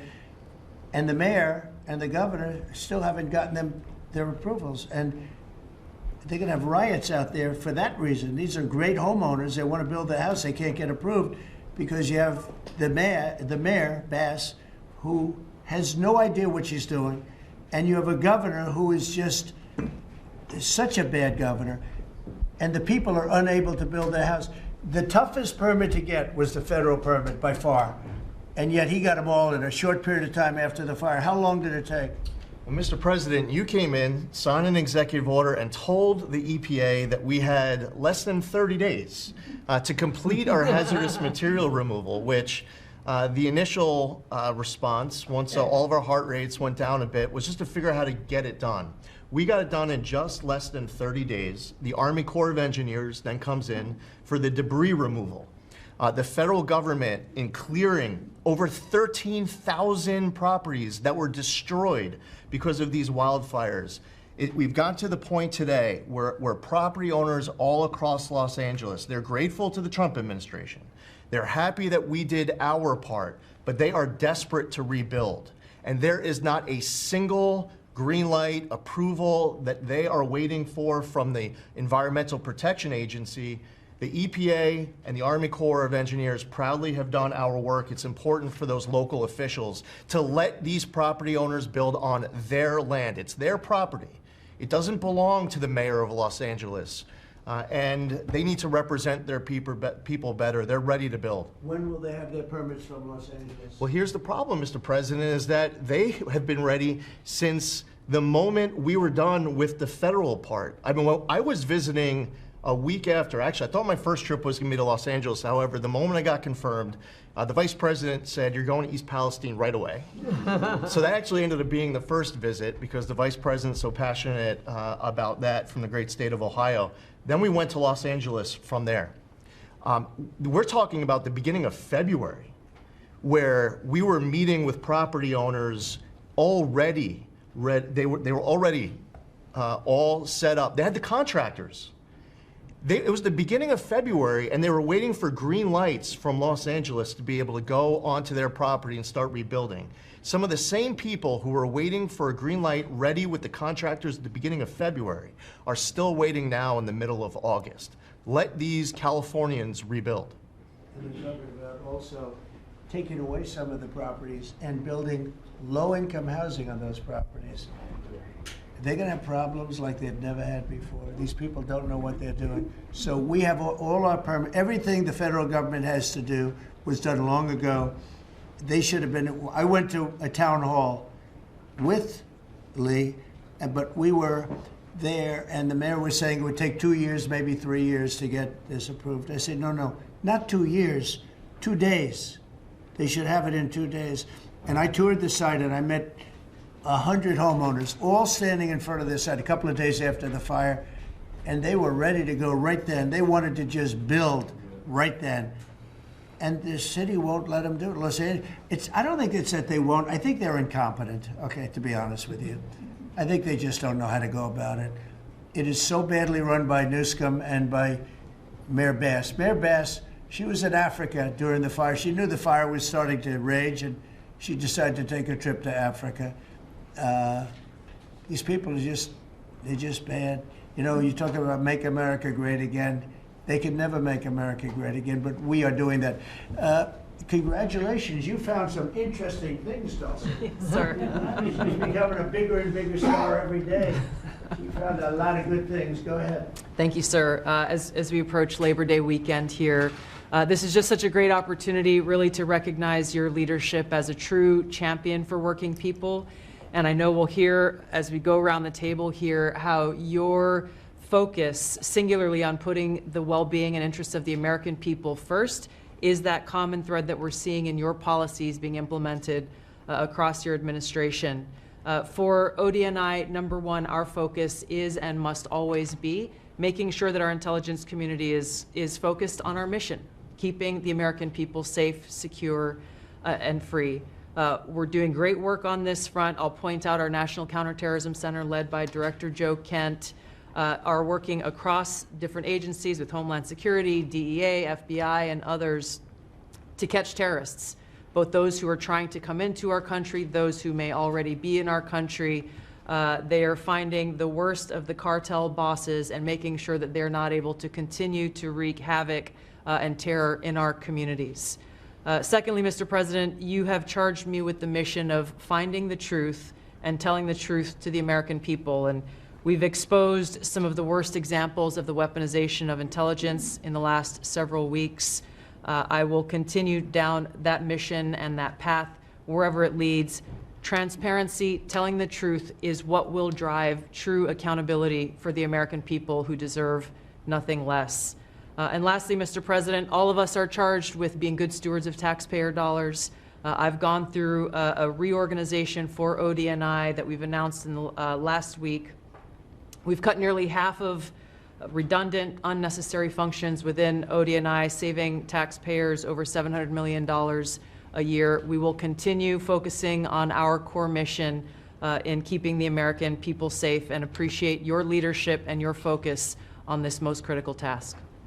And you've also found many bags of information. I think they call them burn bags. They're supposed to be burned and they didn't get burned, having to do with how corrupt the 2020 election was. And when will that all come out? Mr. President, I will be the first to brief you once we have that information collected. But you're right, we are finding documents literally tucked away in the back of safes and random offices in these bags and in other areas, which again speaks to the intent of those who are trying to hide the truth from the American people and trying to cover up the politicization that was led by people like John Brennan and James Clapper and others that have caused really immeasurable harm to the American people and to our country. Great job. Thank you. We look forward to hearing it. Thank you, sir. The public looks forward. Thank you very much. Administrator? Thank you, Mr. President. Well, everyone knows there's no stronger advocate for hardworking American families than you, sir. Thank you for the largest tax cut in American history for working families. The average family of four is going to save about $10,000 take-home pay more a year. And what we're seeing is an increase in the child tax credit, the increase in the standard deduction. Hardworking families are going to benefit from this bill, and small businesses. There's no bigger beneficiary than Main Street, because small business makes up 99% of all businesses in this country. I've traveled to nearly half of our states, 24 unique states. I've made 40 state visits. In fact, I was with our great vice president at a small business manufacturer in Georgia last week. I was with a trucking company in Ohio. I was in Michigan at a motorcycle manufacturer. The return of Made in America is going to be driven by small businesses, because 98% of all of our manufacturers in America are small and medium businesses, 600,000 factories that employ 5 million people. And as Secretary McMahon mentioned, this work-based learning that is going on in professional and trade schools is real. I've visited them from Utah to Maine to Georgia and seen this revolution in education happening. So small businesses need skilled labor. Now that you solve for inflation, for the taxes, every Democrat voted for a $4 trillion tax increase on the backs of hardworking Americans. And so you prevented that. And now we've got fair trade. And thanks to Administrator Zeldin, we're seeing deregulation. I mean, this diesel exhaust fluid crushed farmers and construction and other heavy industry. So rolling that back makes a real difference for small business. And your domestic economic agenda is amplified through small businesses, which is why small business optimism is above its 53-year average, finally. And so Main Street appreciates it. What Main Street wants now is a rate cut. They feel burdened by high interest rates. They would grow, hire, and expand more if they could, but the interest rates are really hurting them. And finally, I want to say thank you for your executive order on debanking. We're about to announce a major investigation on debanking. It happened to you and your family. It happened to me. It happened to thousands and thousands of Americans, and unfortunately, disproportionately on those that had conservative values, on Christians, on pro-life, on 2A businesses. And so we're going to be talking to the banks about that. The SBA operates the largest government business loan program in the federal government. We have a network of 5,000 banks, so we're going to be making sure that that never happens to anyone again. Great job. You're doing a great job. Thank you very much. Christy? Well, Mr. President, first of all, thank you for the opportunity to work for you. And You committed when you ran for president to make America safe again. And today the average family and individual that lives in this country is safer than they've been in years because of what you've done. We've got 3 months in a row now with 0 illegal aliens coming into this country. And I want to thank Pete and the Department of Defense for all of their help. They're down at the border with us still, helping us keep that border secure and make sure we know who's coming into this country. You've arrested and brought to justice hundreds of thousands of illegal aliens, but criminals that have perpetuated violence against American people. Sir, you've had 1.6 million people voluntarily go home to their home countries that were here in this country illegally. Because of your strong message and you enforcing the law, they decided to go home on their own so that they could come back the right way someday and be American citizens. But what I think is one of the most remarkable statistics is that under Joe Biden's administration, 88% of new jobs went to foreign-born individuals. Under your administration, 2.5 Americans have jobs today that they didn't under the previous administration. And they have those jobs because you created opportunities. You made this country safe. You opened up the economy. You enforced the law. Now people can get up and provide for their families and go to work every day and be confident in that. And the last thing I would say is that it's incredibly important to know that every one of those illegal aliens that has gone home, they were costing us about $8,700 to $9,000 a piece in what they were taking out of our social programs, out of Social Security. You've saved this country billions of dollars, about $15 billion, just in what those illegal aliens were costing us in social programs.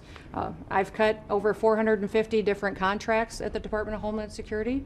We're getting rid of corrupt ones that were not efficient for taxpayers, weren't focused on our mission of keeping us safe.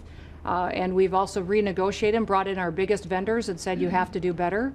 And we've saved the taxpayers over $13 billion doing that as well. So we're continuing to be accountable with taxpayer dollars, but sir, focused on doing the mission of what you've committed, and that's to keep us safe and to make sure we put Americans first. Well, great job, and great job on the border. We had millions and millions of people coming in. To think 3 months in a row, 0. Yeah, it's incredible. That's some job. Thank Tom and everybody. Pete, Big good Tom. job. Not surprised. Thank you very much. Chris, please. Fantastic. Christy.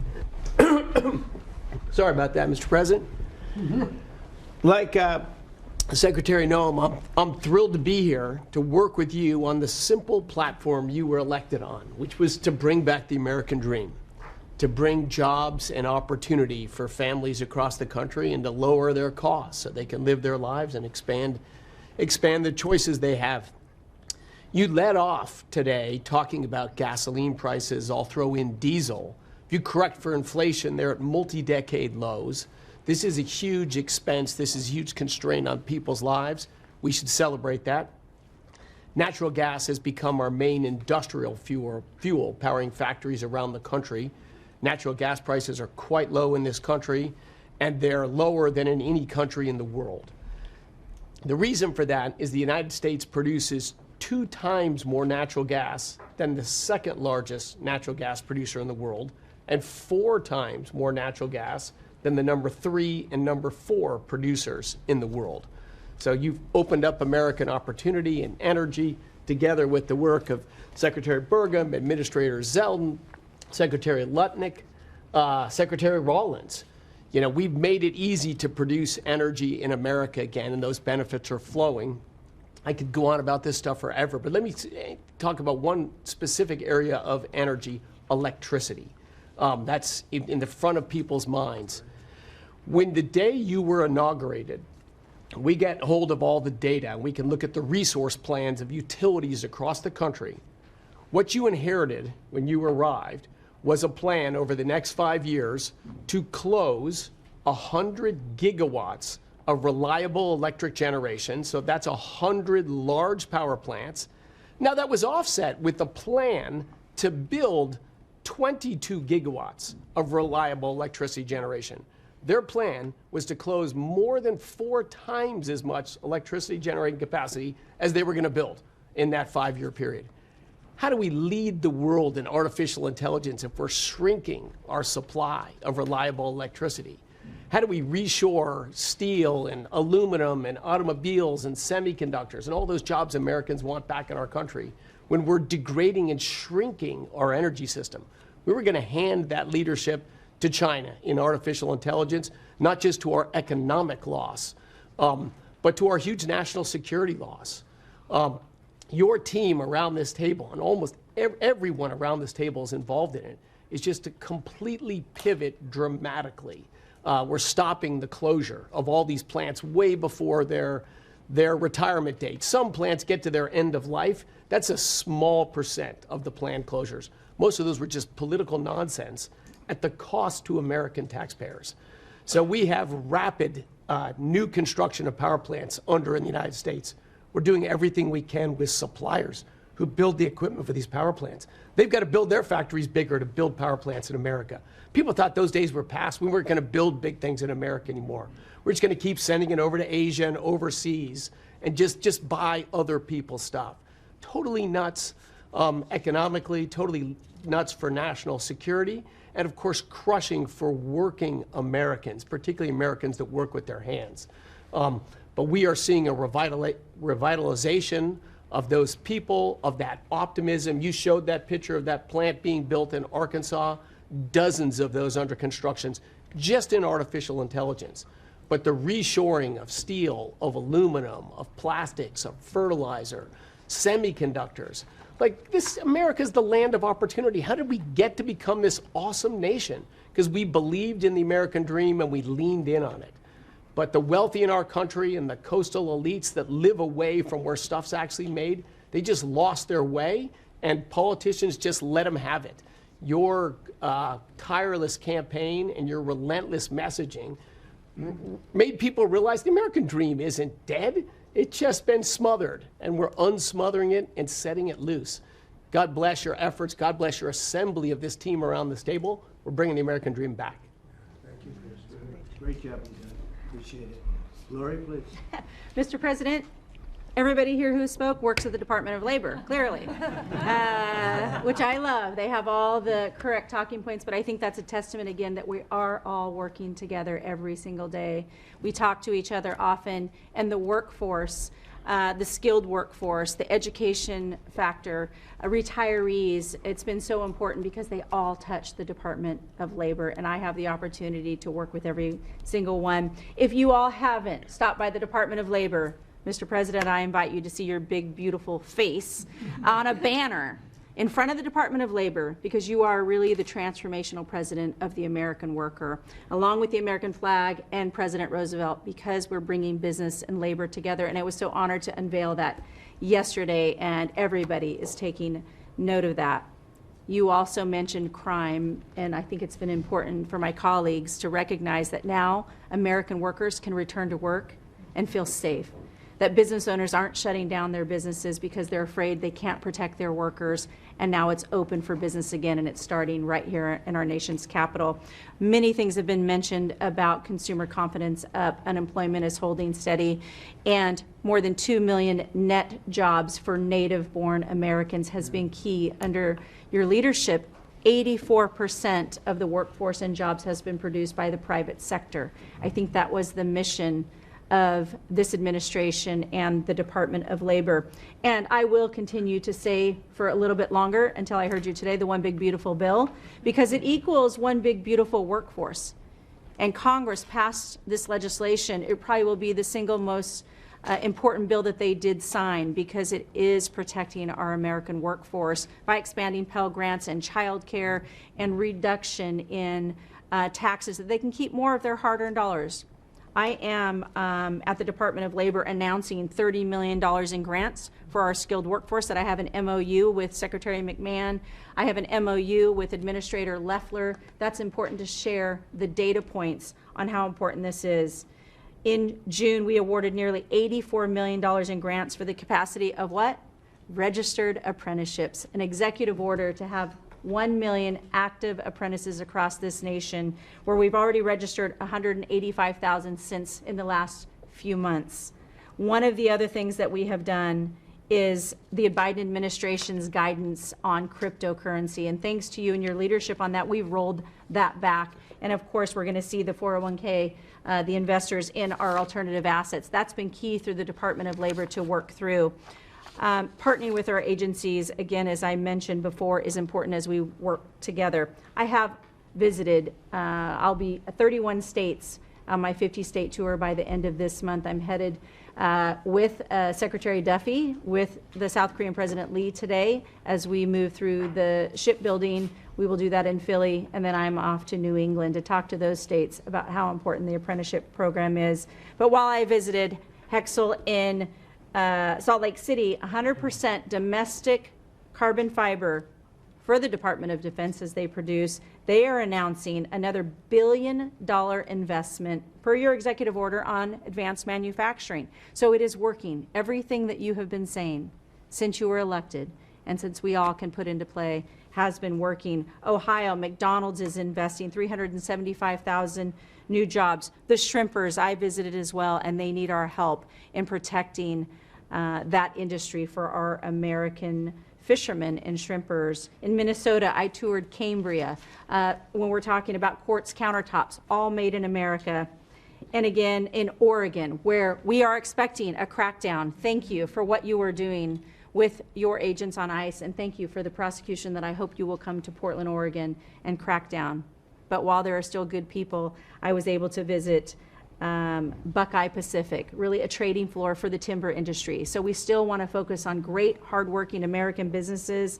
Mr. President, I couldn't be more excited to ring in Labor Day in Erie, Pennsylvania for the Labor Day Parade. I will be there to welcome it.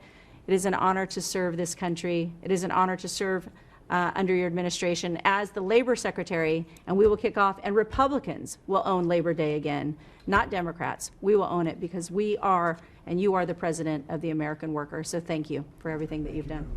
Absolutely. You're doing a fantastic job, and I will tell you that Lori was recommended by the Teamsters. I said, that doesn't really work, does it? And it turned out to be one of our best choices. So I just want to thank you and Sean. Thank you. Who, as you know, recommended you very strongly. You really turned out to be a gem. I was able to talk to the president on the phone the other day. He called and we visited, and he said, but I know that you were, you know, a little bit middle of the road and not so sure. I said, Mr. President, I have been a Republican. He's like, what? Wait, what? Now I like you even more. I said, thank you, Mr. President. I appreciate it. Thank you. President, I'm working with everyone around this table almost daily on legal issues that we're winning on, but today, because it's Labor Day, President Trump, if I could focus on public safety. Not only domestic, but from our foreign adversaries. And Secretary McMahon, I know you know, kids are out of school this weekend. It's Labor Day. And Secretary Duffy, you know, our highways are going to be packed with travelers coming to not only our nation's capital, but all over this country. We're also going to have boaters, Secretary Duffy, right, on our waterways. It is illegal to be under the influence and on a boat. So get a designated boater if you're out on our waterways, whether it's the Potomac or the Gulf of America or the Pacific. Wherever you're out this weekend, people need to be safe. And on an international level, Secretary Rubio, thank you for all your help on everything we're doing, and everyone around this room. But yesterday, there was a big, big win. El Mayo pled guilty, and he was the co-founder of Sinaloa cartel with El Chapo. And there's even a Narcos Netflix series about these guys. Well, now we know the ending. He's going to die in an American prison. They are one of the worst, El Chapo and El Mayo, some of the worst narco traffickers in our world. And he will spend life in prison now. And that's so important because those guys and others throughout this country, throughout this world, have brought into our country drugs, cocaine, heroin, fentanyl, methamphetamines that's killing our kids. And we have to stop that. And that's what you've been doing, not only in DC, but around the country at your leadership. And over the weekend, parents need to know, with kids out of school, with people out on our highways and on our waters, do not take a pill from anyone you know, don't know, Do not buy anything on the street. It could be laced with something toxic. We've seen so many fentanyl overdoses. And when you were here in DC, we showed you pictures of some of the drugs that had been seized right here in DC. President, they were packaged for children. Packaged for children. And people are dying from these around our country. So thank you, President Trump, for your leadership and for letting Americans know that it's now a safe place to go. But parents also have to know, college kids have to know, to be vigilant and not take this trash. Because you could be thinking you're taking a Xanax, an Adderall, anything, and it could be laced with something very lethal. So thank you, President Trump. Thank you, President Trump. Fantastic this last 12 days in D.C. The job you and your whole group has done is... All of us. Everyone's talking about it all over the world. I hate to have to talk about that, but we have to. It's becoming a very safe place again. And the work, I've seen how hard you worked the last, well, from the beginning in all fairness, but this focus on D.C. is so important for the country. So great job. Thank and to you. everybody. And President, it's a team around. We're all working hand in hand, side by side, all of our agencies together to make America safe and D.C. safe. And Iris, congratulations on your baby, and I'm so glad that you're safe now. Thank you, Pam, very much. Mr. VP, would you like to say something?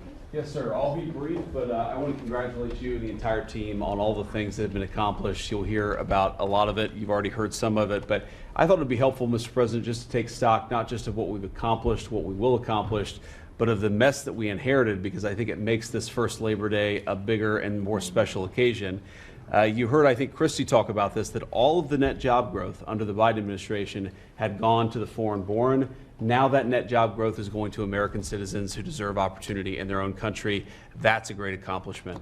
You'll hear, I'm sure, Scott talk about the success with tariffs. People forget that we inherited the largest peacetime deficit in the history of the United States of America. And now, because the president is not letting foreign countries take advantage of us, we're collecting hundreds of billions of dollars, trillions of dollars over 10 years in tariffs from countries and companies that were formerly taking advantage of the American people.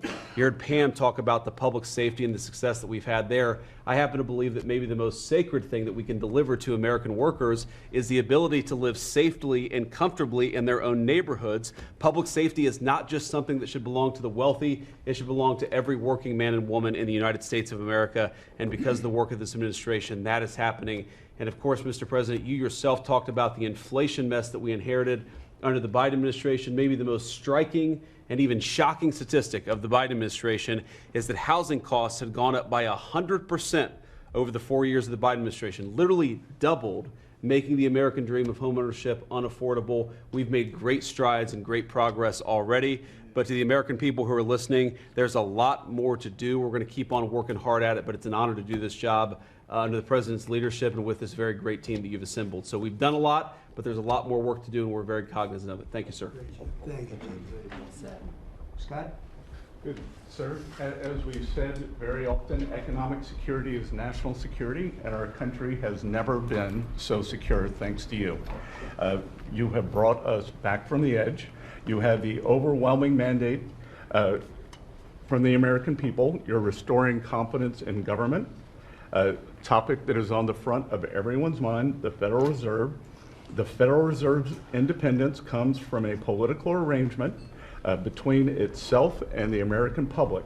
Having the public's trust is the only thing that gives it credibility, and you, sir, are restoring trust to government. You are weeding out the waste, fraud, and abuse, and the old ways of doing things are not good enough. We are seeing a blue-collar boom. In the first 7 months of your administration, real blue-collar wages have taken off. And the only other time that they've done this in the past 70 years was in your previous term. Your efforts on tax, trade, and deregulation have boosted paychecks for American workers while slowing the pace of inflation and lowering the cost of energy. Inflation has plummeted to just 1.9% since you took office, and the economy rebounded with real GDP surging 3% last quarter. The blue-collar boom coincides with a CapEx comeback. In anticipation of your one big beautiful bill, becoming law, CapEx increased by American businesses by nearly 14% in the first half of this year. And as you and I talk about frequently, and as that chart or that photo attests, we are going to see, I believe, a bigger CapEx boom from here. This is just the beginning, just the beginning. You have saved this country by making it the best place in the world to do business again. Treasury is helping to implement these new provisions, as well as no tax on tips, no tax on overtime, and no tax on Social Security. This weekend, I will be meeting with workers from local restaurants to discuss the positive impacts of the pro-labor reforms on no tax on tips. And I have to tell you, thanks to you, when I go into a restaurant or stop by a hotel doorman, I am the most popular person there. And since my first job at age 9 was as a busboy getting tips, I am going to spend Labor Day going from restaurant to restaurant talking to workers who receive substantial amount of tip income. So I'll hear directly from them how your one big beautiful bill is increasing their take-home pay and making a big difference. Now, we can also talk, that is domestic. On the international front, you have leveled the international trading system whereby countries took advantage of us, and that's over. It's over. The Treasury Department is taking in record tariff revenues that I had been saying was running at a rate of $300 billion a year. You chastised me for saying that it's not, that number is too low. And as usual, you're right, that we had a substantial jump from July to August. And I think we're going to see a bigger jump from August to September. So I think we could be on our way well over $500 billion, maybe towards the $1 trillion number. This administration, your administration, has made a meaningful dent in the budget deficit. The average budget deficit during this term is 26% less than the last 12 months under Biden. And even the CBO, and we don't agree with CBO on everything, as you said, last Friday, on a summer Friday, had to admit that they believe over the next 10 years, the budget deficit will be $4 trillion lower than they had previously scored. $4 trillion, 3.3 trillion of tariff income, 700 billion of lower interest cost, and I would expect that number could go up from here. So, Mr. President, your return to the White House marked the return of the American worker. Thank you for reclaiming Labor Day for the American people. You're growing the economy for everyone, especially the middle and lower income households who suffered disproportionately under the last administration, and it's an honor to do this under your leadership. Great job. You're doing great. Thank you very much, Scott. Brooke? Sir, I dropped my second son off at college last week. And I wasn't planning to say this, but just listening to everybody, I wanted to put a little bit of a personal touch on this work. He has started his freshman year yesterday at Texas A&M, for all my SEC friends in the room. Thank you for saving college football, by the way. We're all very grateful. The country just feels different. It just feels different. There's such a optimism and a love. There's a faith movement going through, especially with our younger Americans. And for those of us with kids in college, I know we feel it. And I experienced it firsthand last week, moving him and my other older son in as well. As we move toward Labor Day, you have made a lot of dreams come true for a lot of people, but one of my longtime dreams was for the right to recapture Labor Day. And I've been talking about this for almost 20 years and writing about it, that why are we ceding the day that we are celebrating the American worker to the Democrats? Because this is our day. Perhaps of any day of the entire year, this is our day. America was founded and fought for by fishermen and farmers and workmen and et cetera. The Genesis, the first book of the Bible, talks about the righteousness of work and the art of creation. And so to be part of this effort to represent the farmers, the ranchers, the agriculture industry at this moment in time, which I do believe we're in a revolution. 1776 was the first one, 1863 or so with Abraham Lincoln was the second. This is the third with Donald Trump leading the way. And we are saving America. And the idea that we are putting the worker, the very central component of the American dream at the center of it, is the reason that it is so. So at USDA, it continues to be my greatest honor to fight for the original American worker, whom I think the farmer is and what they represent. And as we are building new systems and new structures, as we have this year going to have the best harvest on record for our row croppers and others, what this team has done and is doing to open up those markets to ensure that these farmers can continue to return prosperity to rural America. I'll finish with this. This morning, we had a working group with 6 of our cabinet members. Bobby Kennedy representing healthcare, Linda McMahon education, Lee Zeldin deregulation, Kelly Loeffler small business, Lori Chavez Tarimmer labor, and Scotty Turner housing. And how you leading the way in your vision, how that will return the golden age to rural America, to the very fabric of our country. And whether it's better hospitals, better education, more opportunity, less government, better and bigger small businesses, better opportunities for our workers, and better housing, and of course the agriculture piece of that, through the big, beautiful bill, the bill, what it did, the greatest investment in rural America in history. And now the opportunity to effectuate that is, again, a game changer, a country saver, and what a joy to be able to do it under your leadership. So thank you, sir. Thank you. Yeah. You stated. Thank you very much. Scott? Yes, sir. Thank you, Mr. President. I'm so grateful to be here to celebrate Labor Day with the greatest team in America. And it is football season, so I'm happy about that. But Mr. President, I want to say thank you for, as Brooke said, reclaiming Labor Day. And you've been a tremendous champion for the American worker. I come from a hard-working family, as many people around this table do. And so thank you for helping us to change the conversation. And I believe we are changing the conversation around the kitchen table. And as everybody knows, you know, my job is to steward HUD. And we have at HUD been very intentional about changing the conversation about the dignity of work and the dignity and the honor of family formation through work, and how the younger generation, when they see their parents work, how they're incentivized to work. And that, you know, America is not a welfare state, but America was built on small business. It was built on entrepreneurship.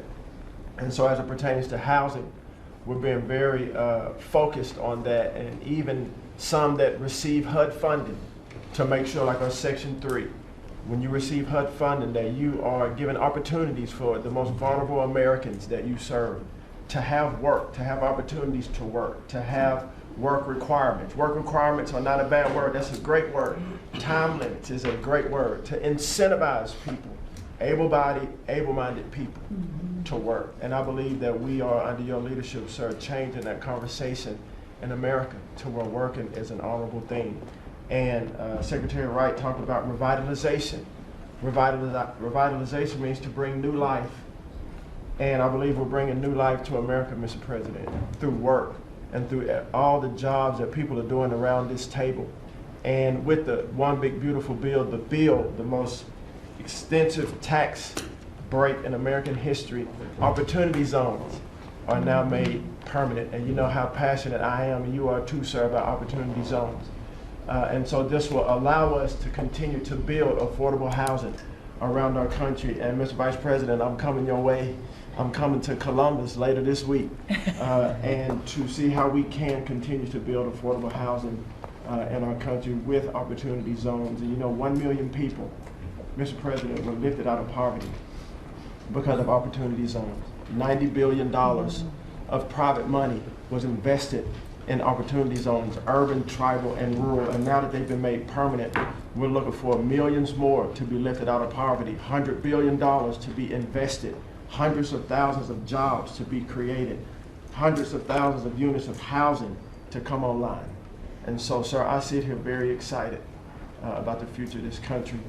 I'm very proud to be at this table, humbled to do so. And HUD, we're on a good path. So thank you for all your support. Thank you. And helping us. Thank you very much, guys. And I want to give credit to Tim Scott, great senator from a place called South Carolina that we love, right? And Tim really came up with opportunity zones, and we did a good job of working with him, and together we created something that nobody speaks of very much, but it's probably the most successful thing that's ever been done of its kind. It's been amazing. So Tim Scott deserves a lot of credit for that. Okay? Thank you. Thank you. So Russell, go ahead. Thank you, Mr. President, and I get the opportunity to go hand by hand with all of these people as they move their deregs through the Office of Management and Budget. And I wanted to zoom out for a second. In the first term, you gave us a goal of 2 for 1. And then we outperformed it through your leadership. We came in at around 5.5, 6 for 1. And then as you're running for your second term, you put out a goal that when you put it out, I was thinking to myself, that's going to be a pretty ambitious goal. You said 10 for 1. Well, where we are right now, in just 1 month, in 1 year, basically 8 months, we are at 245 deregulatory initiatives planned by these agencies. That comes out to 30 for 1. So we are making incredible strides. And you know, as you're focused on the details of each one, I mean, these aren't small things. Endangerment finding is one of the most deregulatory things we've in the history of this country. NEPA reform, incredibly deregulatory.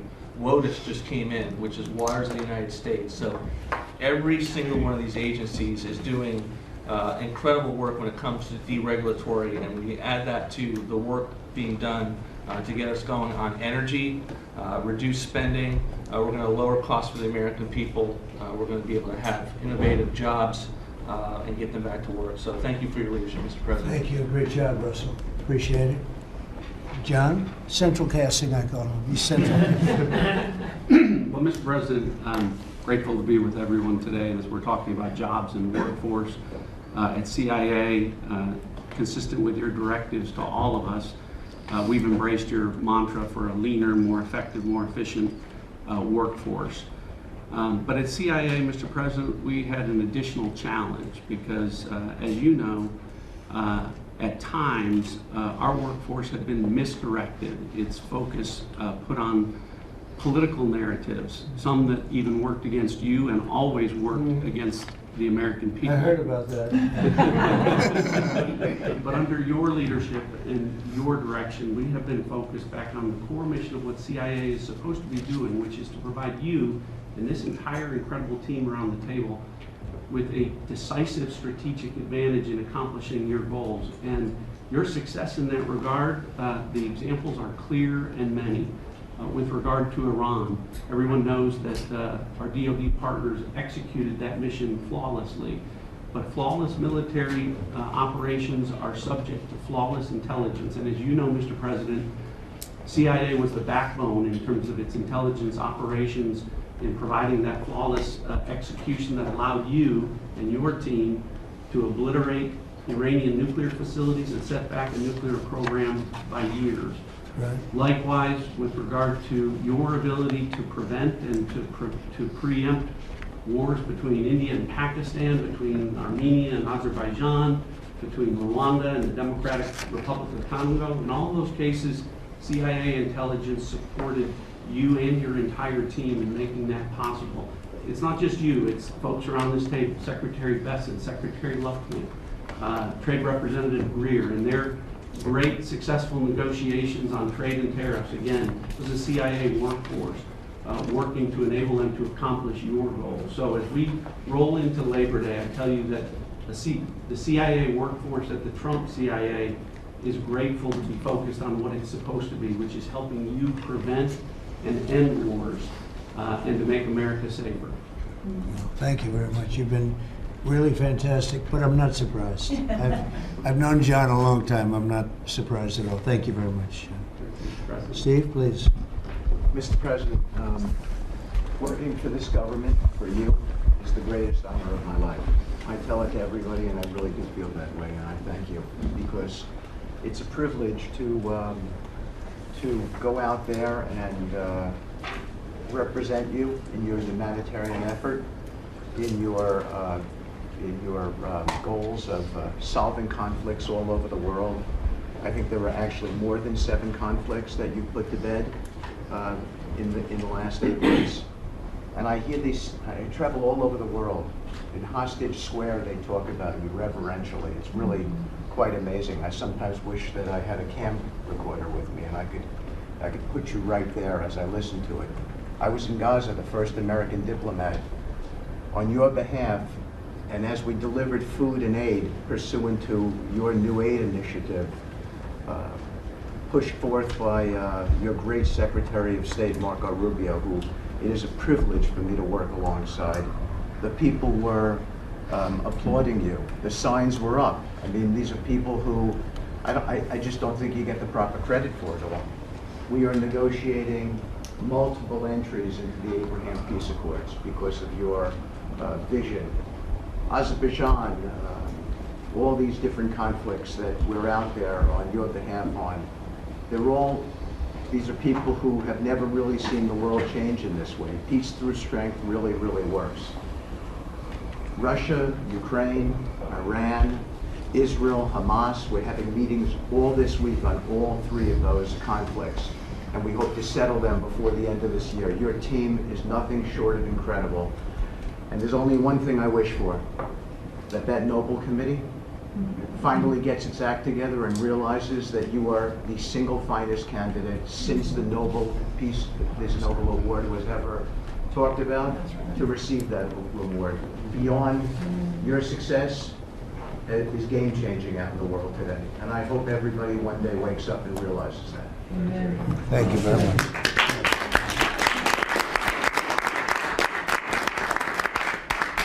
Thank you, Steve. Jameson, please. Mr. President, I like to think of Labor Day as the Trump trade policy day. Because everyone around this table and everyone listening knows that one of the major reasons why American workers and organized labor voted for you is because of your trade policy and the policies you've had and advocated for 40 years or more. You have reset global trade policy in the past few months, and it shows that it's been working for American workers.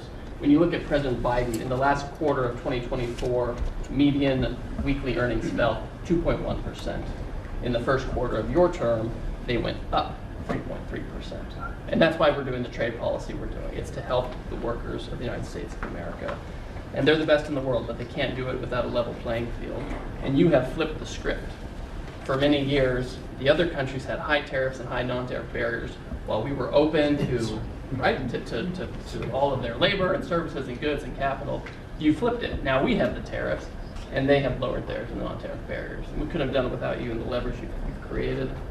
So between the tariffs and the deals, the hot streak continues for the workers of America. So thank you. Thank you very much. Really good job, by the way. It's a good negotiator. Good negotiator. Thank you. Please. Yeah. Well, Mr. President, I feel like, as everybody here has talked about how great working with this team is and all, but I do feel a special need that you've given me the privilege of working with the best of America. I get to take care of the veterans. I get to take care of the veterans who Labor Day really finds its roots in, if you think about it. We wouldn't have Labor Day if it wasn't for men and women who would leave their jobs and go fight this nation's battles to keep us free and independent so that they would have jobs to come home to. And over the past few years, they've been coming home to many times a government that was keeping them back, holding them back, taxing them, regulating them. And now we have veterans who represent the bill, the big beautiful bill. They're the beneficiaries of it. And I get to see them all the time because they're receiving the benefit, because they see the jobs, they see the care that they're being given. And these veterans can look at their country with pride, knowing we're taking care of them, just like you told me to do. When your only statement you said to me, I asked you what to do, you said, go take care of my veterans. Well, that's what we're doing. One of the other things we're doing right now is, for many of you, I love to hear how you're deregulating everything, and I've worked for Congress and worked with many of you before. I get to do the same thing with the largest bureaucratic organization in the government. We're deregulating from the inside. And it's amazing to me because we have such a powerful workforce at the VA who really want to do good, but yet they kept tripping themselves up. They kept making their own, they'd take one step forward and put a regulation in and put them 3 steps back, and it always hurt our veterans at the end. We're taking that away. We're making community care again, Mr. President. We talked about this yesterday. We're making community care a part of our direct care system. So if a veteran wants to get into the community, they have our direct care and they also have the ability to go into the community. Something that the previous administration decided they wanted to keep everybody inside because they thought it was a fiefdom they were building. I'm telling you, we're not building a fiefdom at the VA. We're trying to take care of a service organization that takes care of veterans. So how do we do that? We make best medical interest where a doctor can send a veteran to the community a lot quicker without having to worry about miles and time logged and wait times. Just get them the help they need. We've actually expanded out, and it's made a difference in this regulation, and also unleashed a workforce that is now free of the collective bargaining agreements and other things that have kept them from being able to do the job of national security that they've been intended to. I'm actually giving them the benefit of the doubt to actually go be the workers that they're called to be, and that's what Labor Day is about. The VA is going to have the best workers. But just to let you know how that's working out, wait times at our hospital are going down because we're getting them in our hospitals or into community care. And then one for you, Mr. President, you heard about this a lot, and that was backlogs. At the backlog when I first came in, and I said this before, in February we had over 260,000 backlog. That means over 125 days of not getting an answer. In just a little over 4.5 months, we've dropped that over 100,000. We're under 150 and heading down to historic lows. We'll be within the next month lower than any time under the previous administration at all. That means our veterans are getting the help they need. So when you look at it this way, we've opened new facilities. We put new facilities in places where workers can get to. We've expanded out hours, over 1 million extra hours, so veterans, younger veterans in particular, can get off of work and bring themselves and get their appointments in after hours on Saturdays. That's what it means. Veterans. That's what it means. Who fought for us to be on this table today. And it's all because of what you've done and the progress that we've made. Well, you've done a tremendous job, and I hear it all the time. We have a 93% approval rating at the VA now. And you know what it was before? It was like horrible. Yes. So thank you very much. Mr. President, there's been some conversation about the Pete and Bobby challenge. I would just note that I don't think Pete or Bobby could hold these sticks for 2.5 hours. If they want that to be the challenge, so be it. But I think 50 pull-ups and 100 push-ups might be easy it is a compared to impressive company. We didn't have this problem with Biden. It was in and out very quickly. So kudos on Labor Day to the audio team that's holding the sticks. But Mr. President, it's pretty great to celebrate Labor Day with a builder who loves labor, who loves the men and women who built this country, the people that sweat, that have great skills, they have grit, they do the dirty jobs of America that have made this country great, and you know them very well because you have worked with them. The great Trump projects have come from the very men and women we're going into this weekend to celebrate. We all want to claim Labor Day in our departments, but I'm going to claim this at DOT because roads, bridges, pipelines, shipbuilding, rail, passenger, and freight all fall under the great men and women who wear boots and make this country wonderful. And at DOT, we don't want to have the Congress spend money. We want to take the money that Congress gives us and actually deploy it and put these men and women to work building the great projects of this country. That you said, the big, beautiful projects that connect this country. And that's why we have got rid of the DEI, we've got rid of the green, we've done what we can to streamline the regulation to move these projects faster. Time is money, and time has been money. Even Democrats agree now that it takes too long to go through the regulatory process. So we're going to move these projects faster, putting the great American worker back to work. I want to make a quick comment. We've all probably talked about this horrific accident in Florida. And I appreciate the help of Christy and Marco on this very issue. But in May, we said, listen, it's a safety issue if you can't proficiently speak the English language. And we gave states a little over a month to comply. And Washington, California, and New Mexico have refused to comply. And by the way, this individual in Florida received a CDL from Washington, from California, and received a speeding ticket after our rule went into place, and they didn't stop him. And had they taken him out of service, he wouldn't have been in Florida, and we would have 3 beautiful people alive today. And I make that point because it's the work that maybe no one sees that then shines a light when horrific things happen, but also that your cabinet works together and teams up to make a difference for the American people. Real quickly, so we have a safety mission at DOT. I don't know that you'd think of the transit unions in the greatest cities of the country, New York maybe being one of them, that support us, but they do, because the violence in the subways and on our buses across the country, the transit workers are the ones who take the most abuse.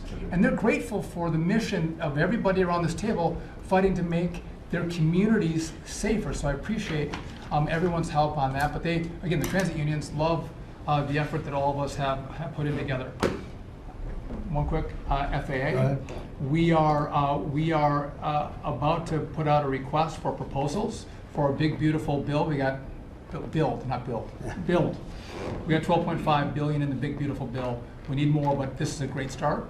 I expect the middle to the later part of July, we'll be through the process to bring the proposed integrators to you for selection, so we're looking forward to that. We will have the most, I'm learning from you, this is going to be the greatest contract ever crafted in the federal government for this build for air traffic control. Really, it's innovative, and we have unique tools at FAA. It's going to be a great contract.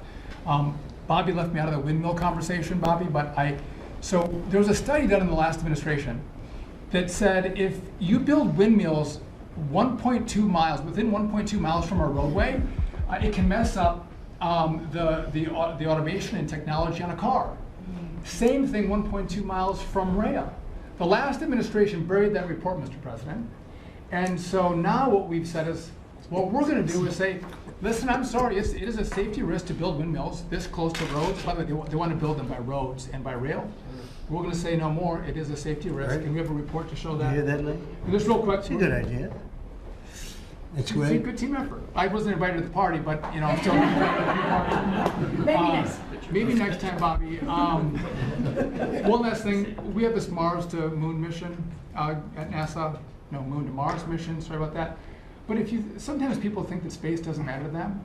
But if you look at every rocket that's launched, the machinists, the truck drivers, the electricians, the welders that build these rockets in the industry that has developed over the course of the last 10 years in space, it's truly remarkable. It's not just rich guys sending up rockets in partnership with NASA.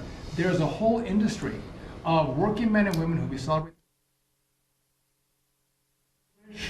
design the rockets that are making America the leader in space. So thank you for your leadership, and happy to celebrate Thank you very this much, weekend Joe. with you, Mr. President. Really great. And he is doing a good job at NASA too, and we are, I think we'll have some pretty exciting announcements. Yes, we do. And you enjoy it. It's been fun. I said, how about temporary? He said, well, can I go a little bit longer? He loves it. He loves it, and he's doing a really good job. Thank you very much. Appreciate it. Howard, please. So, making America great again is one of the key statements, and people don't always understand what you mean. So, we always talk about 1870 to 1913, but in the mid-1980s, America owned more of the rest of the world than they owned of us. We owned $140 billion of the rest of the world net of what they owned of us. And when you came into office this time, the rest of the world owned $24 trillion more of our assets than we owned of theirs. And so when people argue with you about, the trade deficit is nothing, the trade deficit sends 1.2 trillion of our dollars to them. And what do they do with it? They buy the great America. Because when we learned in college, what we learned was that if you keep printing these dollars, they're supposed to devalue.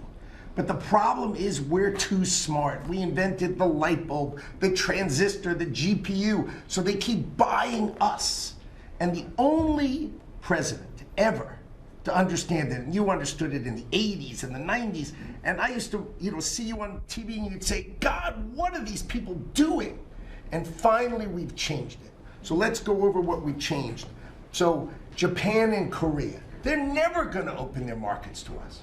So we've negotiated $900 billion that they're giving you to invest in national and economic security in America. The European Union, the second largest economy, $20 trillion. And all the experts said you'd never get a deal done with them. And watching you in Scotland was my favorite thing, right? 15%. They'll pay us 15%, and we will pay 0. So we can export to their $20 trillion economy, and they can pay to come to the great American consumer, right? So, a couple of other things.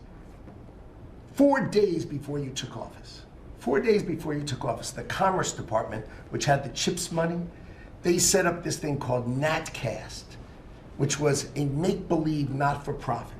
And they signed contracts to wire them $7.4 billion. This was just nonsense. So we stopped the payment. We've got the money. It's an illegal thing to try to set up a department that's not the Department of Commerce, that kind of acts like the Department of Commerce. And what was it filled with? All these people who work for the Biden administration. I mean, it's exact corruption that you talk about. $7.4 billion now clawed back. Last week was the most fun. In 1 week, Intel came in, right? The Biden administration had given $11 billion to Intel, given it to them, done. Corporate just gift. And you turn that into really, you know, it was like less than 5 minutes of conversation, and Intel agreed to give us 10% of their company, which of course was worth $11 billion. So it's not socialism. This is capitalism. If you give someone $11 billion, who's just building in America, they're not doing something special, they're building in America. And their CEO told the president he didn't need the grant. And you said, well, then why don't we get something for it? So it's amazing.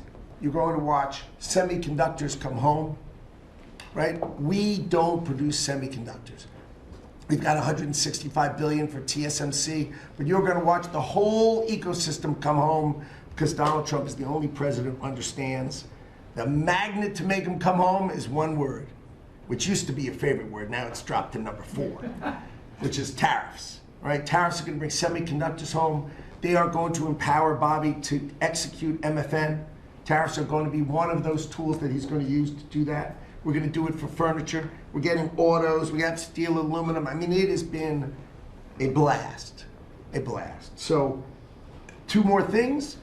The Department of Commerce is going to start issuing its statistics on the blockchain because you are the crypto president, and we are going to put out GDP on the blockchain so people can use the blockchain for data distribution, and then we're going to make that available to the entire government so all of you can do it. We're just ironing out all the details so we can do it. Patents.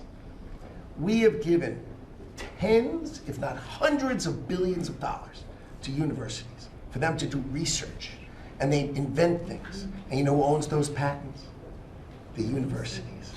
So we are going to make a deal with them all, which is if we give them the money, don't you think it's fair that the United States of America and the taxpayers who funded it get a piece of that, right? So we wrote a letter to Harvard, so Linda and I are working together. I mean, it's so much fun to work with everybody here. I mean, we just have a blast, you know, because Linda's hitting Harvard and she says, what can we do? And now we send them a patent letter and we'll hit them again. So we're having fun together. This is the greatest cabinet working for the greatest president, and I just want to say thank you. I'm having the time of my life working for you, Mr. President. Thank you. That was very well stated, wasn't it? Some things people don't think of too much. Thank you very much. Great job. Pete?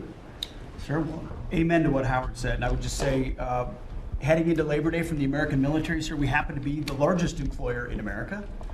We like to think we have a different form of employees. Yeah.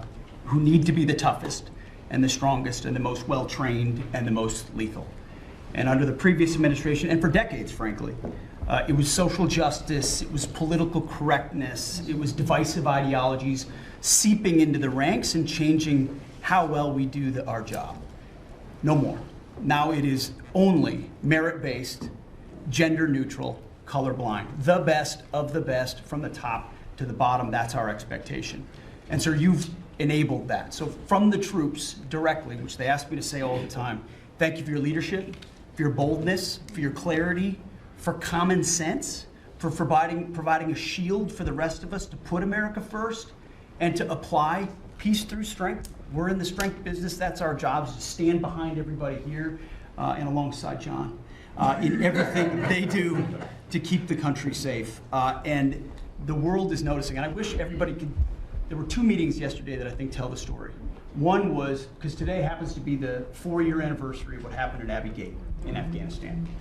Mr. President, you had the families in, who you've met with multiple times, who, when the cameras were on and not on, acknowledged, sir, you were the only one that gave them a proper greeting, that recognized what they gave their sons and daughters in the debacle that was the withdrawal in Afghanistan, that we will bring accountability for at the Defense Department through our investigation. That's good. But at the same time, the world sadly took notice, whether it was Israel, whether it was Ukraine. Those wars never would have started if you were president. Instead, they looked at the foolishness of Joe Biden. Under your military, your Pentagon, we are restoring deterrence. Whether it's Midnight Hammer and those beautiful B-2s, 37 hours straight, whether it's counter-drug operations in our own hemisphere, whether it's the border, working with Christie and the national security team, whether it's LA, whether it's Washington, D.C., you name it, whether it's Europe. Our allies paying 5%, now our allies in the Indo-Pacific stepping up to do the same. That's a recognition that American leadership is here. And then in the second meeting, we were talking about what we're doing in D.C. and Pam's taking the lead. I have to say, just pause for a second. When I look around this table, yes, there's a national security team of Steve Witkoff and John and Scott and Howard and the vice president and Susie and Christy and Tulsi, but to every person here, we work together on a daily basis. And if you call me and I call you, if the answer is yes, how do we do it together? I think that's exceptional. It's what the American people deserve, and you've demanded that, sir. So I very much appreciate it. In that meeting on DC, I started my sentence by saying, the Department of Defense. To which you said, that just doesn't sound right. So maybe next time we're here, my card will read Department of War. We'll see. But it's not, here's the thing, here's what people miss. It's not just about words. It's about the warrior ethos. It's about what the department is supposed to do. George Washington started the Department of War because he wanted us to win our wars. Our founders didn't want endless foreign entanglements. They didn't want endless contingencies and deployments. They wanted an empowered military that was, the handcuffs were taken off to fight to win and then bring those troops home. So my platoon in Guantanamo Bay, our motto was, those who long for peace must declare for war. We must prepare for war. We don't want war, we don't seek it. You are the peace president, sir. Because we are strong, our enemies know what we will do. And so whether it's Secretary of War or Secretary of Defense, that warrior ethos is changing. We're going back to basics. Our drill instructors can be drill instructors again, sir. So from the minute of the tactical of standards to the strategic of B-2 bombers, we're focused on what matters. Had a meeting yesterday on Golden Dome for America, which is on track to deliver strategically for the American people. Munitions, and the Deputy Secretary making sure our stockpiles are overflowing. That's our job. I'm an honor to be a part of it, sir. Thank you for your leadership. That's great. I think you like Department of War better, but we'll make that decision, right? But you've been great. Thank you very much, sir. So Marco, go ahead. Well, Mr. President, first of all, everyone's made this comment already and needs to be echoed again. You were elected as the President of Working Americans, and that's why this Labor Day is so meaningful. For me personally, this is the most meaningful Labor Day of my life as someone with 4 jobs. And so,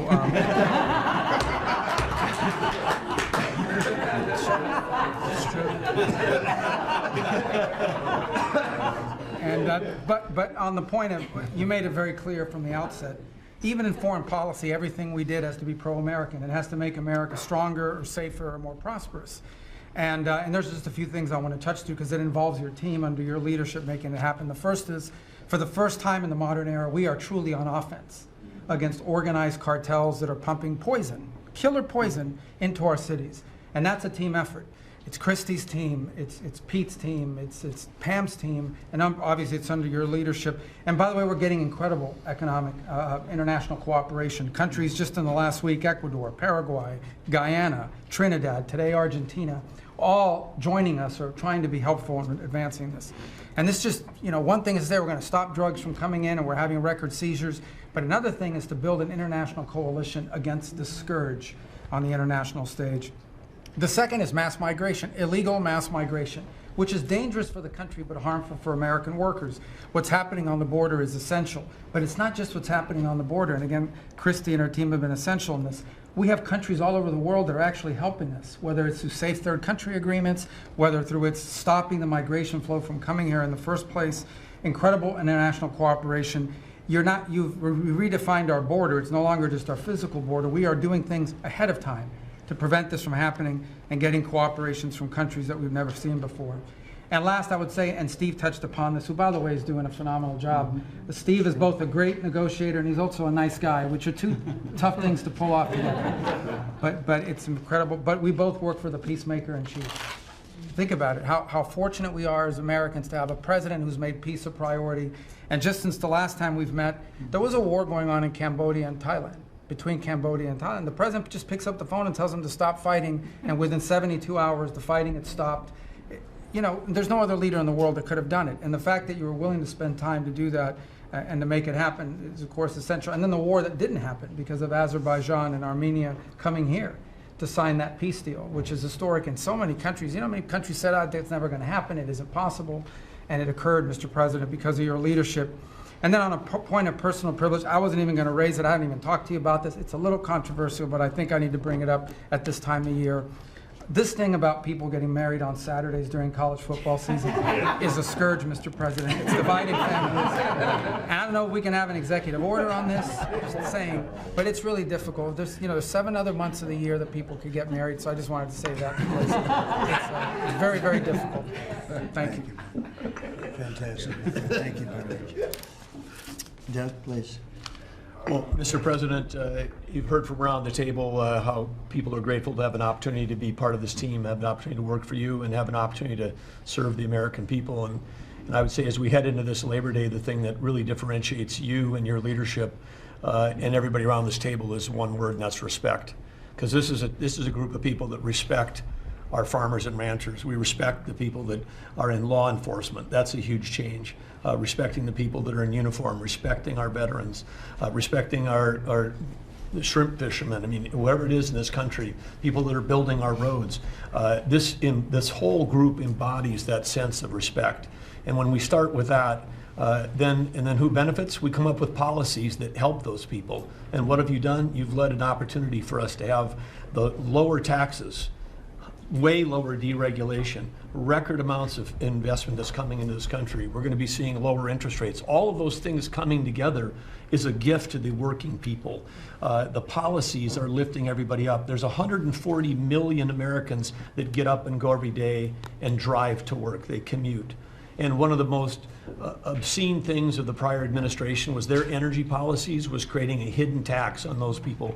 The poorer you were, usually the further you had to drive because you couldn't afford the housing if you were working at a hotel, if you were working in a service industry. We were taxing them. A hidden tax on them was the high cost of energy. You're perhaps one of the only leaders in the world that understood the connection between peace abroad and prosperity at home was directly connected to energy policy. You came in and said, we're going to sell energy to our friends and allies. We're going to bring prosperity at home through policies here by having lower energy prices. And we're going to stop funding wars abroad with energy policies that help their adversaries and hurt us.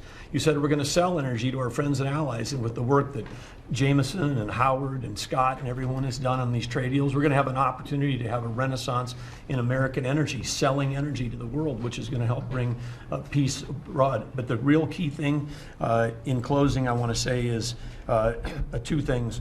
One has to do with the U.S. Park Police. That's the group here in Washington, D.C.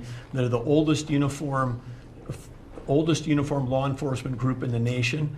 You coming out and visiting with them in person before they went out on the surge.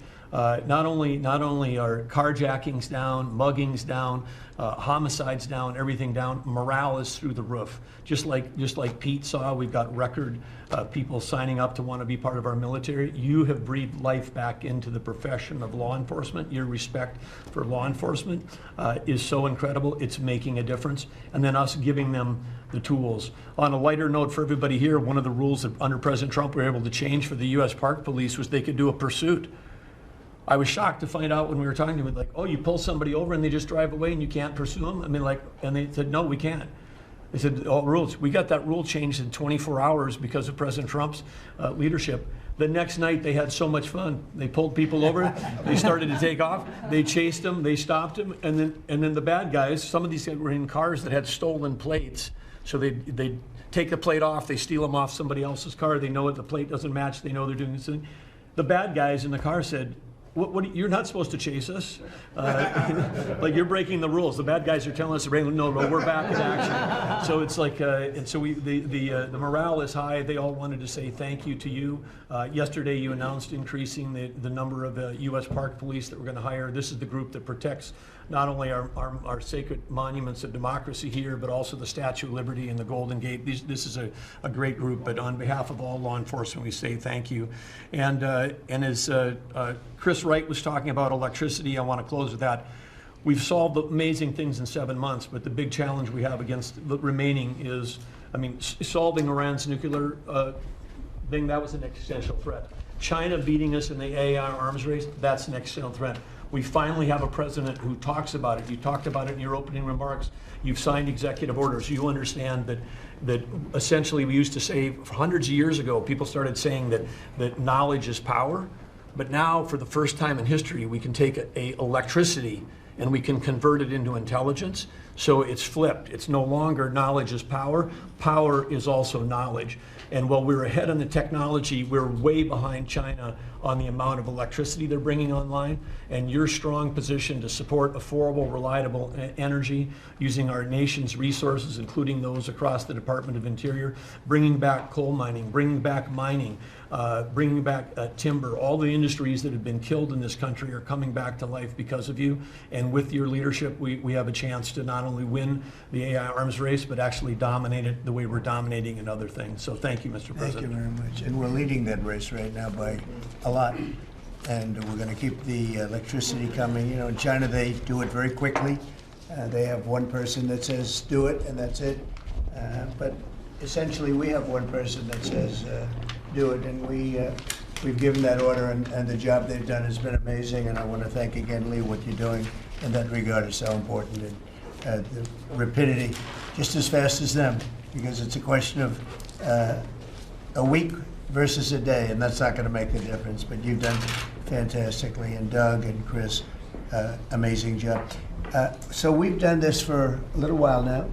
I don't think you've ever seen anything like it, and you know, I think Sean was right. These guys that are holding these up, if you ever try holding your hand out for 2 hours, that's a long time. These are pretty strong characters. You've been doing that a long time, I guess. Congratulations. Are you getting tired? Are you getting tired?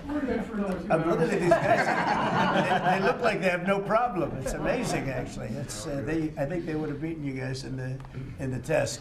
So I want to thank you. If you want, you know, it's been a long time.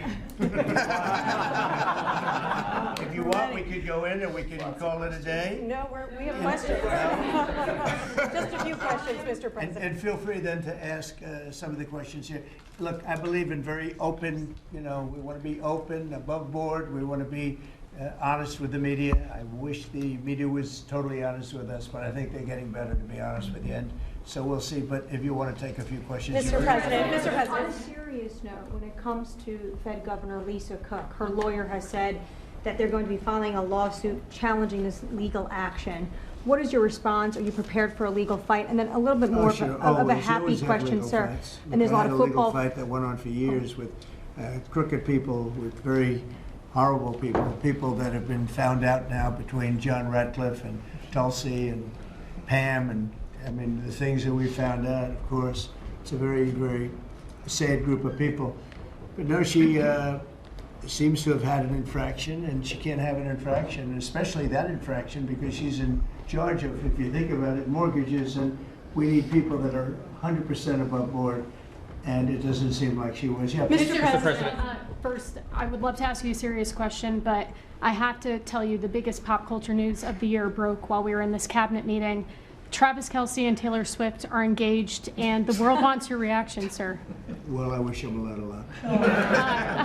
Thank you, sir. I think it's. I think he's a great player. I think he's a great guy, and I think that she's a terrific person. So I wish them a lot of luck. On a serious note, Mr. President, in May, Secretary Rubio said that they were aggressively removing visas of Chinese students. Yesterday, you said you wanted to allow 600,000 Chinese students to study in the United States. Could you and the Secretary clarify what is the policy on Chinese students in the United States of America? Well, we think look, we're getting along very well with China. And I'm getting along very well with President Xi. I think it's very insulting to say students can't come here, because they'll go out and they'll start building schools and they'll be able to survive it. But I like that their students come here. I like that other countries' students come here. And you know what would happen if they didn't? Our college system would go to hell very quickly. You'd have, and it wouldn't be the top colleges. It would be colleges that struggle on the bottom. And you take out 300,000 or 600,000 students out of the system. I like having, and I told this to President Xi, that we're honored to have their students here. Now, with that, we check and we're careful and we see who's there, and Marco wants that. We're in the same position. But we have a tremendous college system, the best in the world, nobody even close. That's why China sends them here. And you can call it an industry if you want, but you're talking about millions of people. And I'm honored to have the students from China come here, and we're just getting along very well with China. It's a different relationship that we had for years, where they took hundreds of billions of dollars, just sucked it right out of our country. They respect us again. I respect them. The relationship is very good. I think it's important that these are two very major powers, nuclear powers at that, but two very important powers. You know, when I get along with Putin, when I get along with President Xi, when I get along with these people, that's a good thing, not a bad thing. We're tough and we're smart and we're strong. We get along. It's a lot better than not getting along. You had somebody in here before. The war should have never started with Ukraine and Russia. It would have never started. And Putin said that himself. President Putin said that himself. So we want to see college students come in from countries. There are some countries that we can't necessarily say that. These are places that have ideologies that we can't live with. So there are some areas, some countries that we can't say that. But we're honored to have the students come here. Mr. President? Yesterday you said that within 2 to 3 weeks we would have a pretty good conclusive end to the war in Gaza. What did you mean by that? And can you tell us more? In the war in Gaza, you said you said in 2 to 3 weeks we would have a conclusive end, a pretty good conclusive end. It's not conclusive. It's been going on for a long time. And you're talking about, I guess if you really add it up, Steve, you're talking about thousands of years, okay? It's been going on for, there's nothing conclusive, but hopefully we're going to have things solved very quickly with regard to Gaza and also with regard to Ukraine and Russia. Mr. President, you also said, Mr. President, who are you considering for the replacement to nominate for Lisa Cook, and what economic background or history are you Well, we have some very good people for that position, and I think we have some very good people. We're down to, I mean, I think I maybe in my own mind have somebody that I like, but I deal with Scott and I deal with Howard, and we're dealing with a lot of people actually that are going to be involved in that decision. Ultimately, it's a very important decision. As we see, I mean, I got a bad recommendation when I went with Jerome Too Late. You know, he's Too Late. His nickname is Too Late, costing us a lot of money, hurting the housing. I mean, our housing industry is good, but it could be phenomenal. Most of this country, in economic terms, has been phenomenal. We've never seen anything like it. Because of him and his high interest rates, the housing is less than it could be. We're going to get that straightened out very quickly. He gets out very quickly, fortunately. He's been the wrong guy. Not a bad person, I don't think, but you know, I do think he has motives, by the way, but I don't consider him, I've dealt with worse. But he hasn't done the job. The recommendation from a certain person was not a great recommendation. That person vouched for him, but we're doing a very careful study. We'll see what happens. Look, we just put a very good man in one position. We might switch him to the other. It's a longer term and pick somebody else, but we're very happy with the person we have in there. And we'll have a majority very shortly, so that'll be great. Once we have a majority, housing is going to swing and it's going to be great. People are paying too high an interest rate. That's the only problem with housing. we have to get the rates down a little bit. And when we do, it's going to be a tremendous difference. The country is doing so well. It sort of blows through the fact that we have a man who's too late and not doing a very good job. Please, Mr. President, regarding crime in D.C., something that might help especially ladies is being able to carry. I know you've talked about reciprocal carry. Would you like for that to apply here in Washington, D.C. as well? When you say carry, I assume you're talking about carry, what we're talking. Concealed right? or, yeah. In other words, carry a gun. Right. All right? Would you like to carry a gun? I would like to, yes, sir. You feel a hell of a lot better, right? I absolutely would. I agree with you 100%. Okay, great. But I'll tell you, within another couple of weeks, it's hard to believe what's been accomplished in 12 days, but within another couple of weeks, you won't have to carry. Right. You're And not on gonna have that, to carry. You're going to be safe. People are safe now. The turn has gone fast. I knew it was going to go fast, but this turn has gone really fast. And within a month or two, this is going to be one of the safest places in the country. I have no doubt about it. And we'll do an extension. We'll work with Congress, or I could declare an emergency, but I don't think that's going to be necessary. and We'll to work that, with Congress. you've got. We're going to be working with Congress. I spoke with our great speaker, and I will be speaking to John Thune, and we're getting tremendous support from Congress, especially maybe here. Everybody wants to see our capital be great. You say be great again. You know, it's such a beautiful place, but if you have crime, nothing looks beautiful. So, but you won't need to carry a gun, but if you do. Well, I would like to have the option, just in case. Well, a lot Sir, of people feel that. also in other blue cities, you've got Karen Bass in Los Angeles, Brandon Johnson in Chicago. It seems to be very popular here, the fact that people can walk around, go to restaurants, shop, not have to worry about their safety. If blue city mayors oppose those efforts in their cities, do you anticipate that Democrat voters are going to take it out on them at the ballot box? I think so. I think that crime is going to be a big thing. And we are the party, the Republicans are the party that wants to stop crime. We're against crime. The Democrats like crime. I don't know why. I mean, we talk about common sense. I think I got elected on talking about common sense. The border, we have to have a wall. We don't want transgender for everybody. We don't, as I said before, we don't want to have men playing in women's sports. I mean, you see the difference. Weightlifting. Take a look at weightlifting. Take a look at long distance running, where a runner came in 5 hours and 14 minutes ahead of another runner, both champions. One male, one female. It's not fair. It's demeaning to women. It's so bad. But they have another one, and I think this is the beauty of them all. Crime. They're against crime prevention. You can't do that. You can't do that. And I think to myself, I say, is there some game? You know, there's smart people. Is there anybody that could cheat like that in elections is smart, okay? And there's never been in history anybody that could cheat like that. They're smart. They're brilliant in many ways. I say, is there some trick to this? When they say, Trump is in Washington, D.C., stopping crime. He's a dictator. And people are being mugged like your brilliant associate here.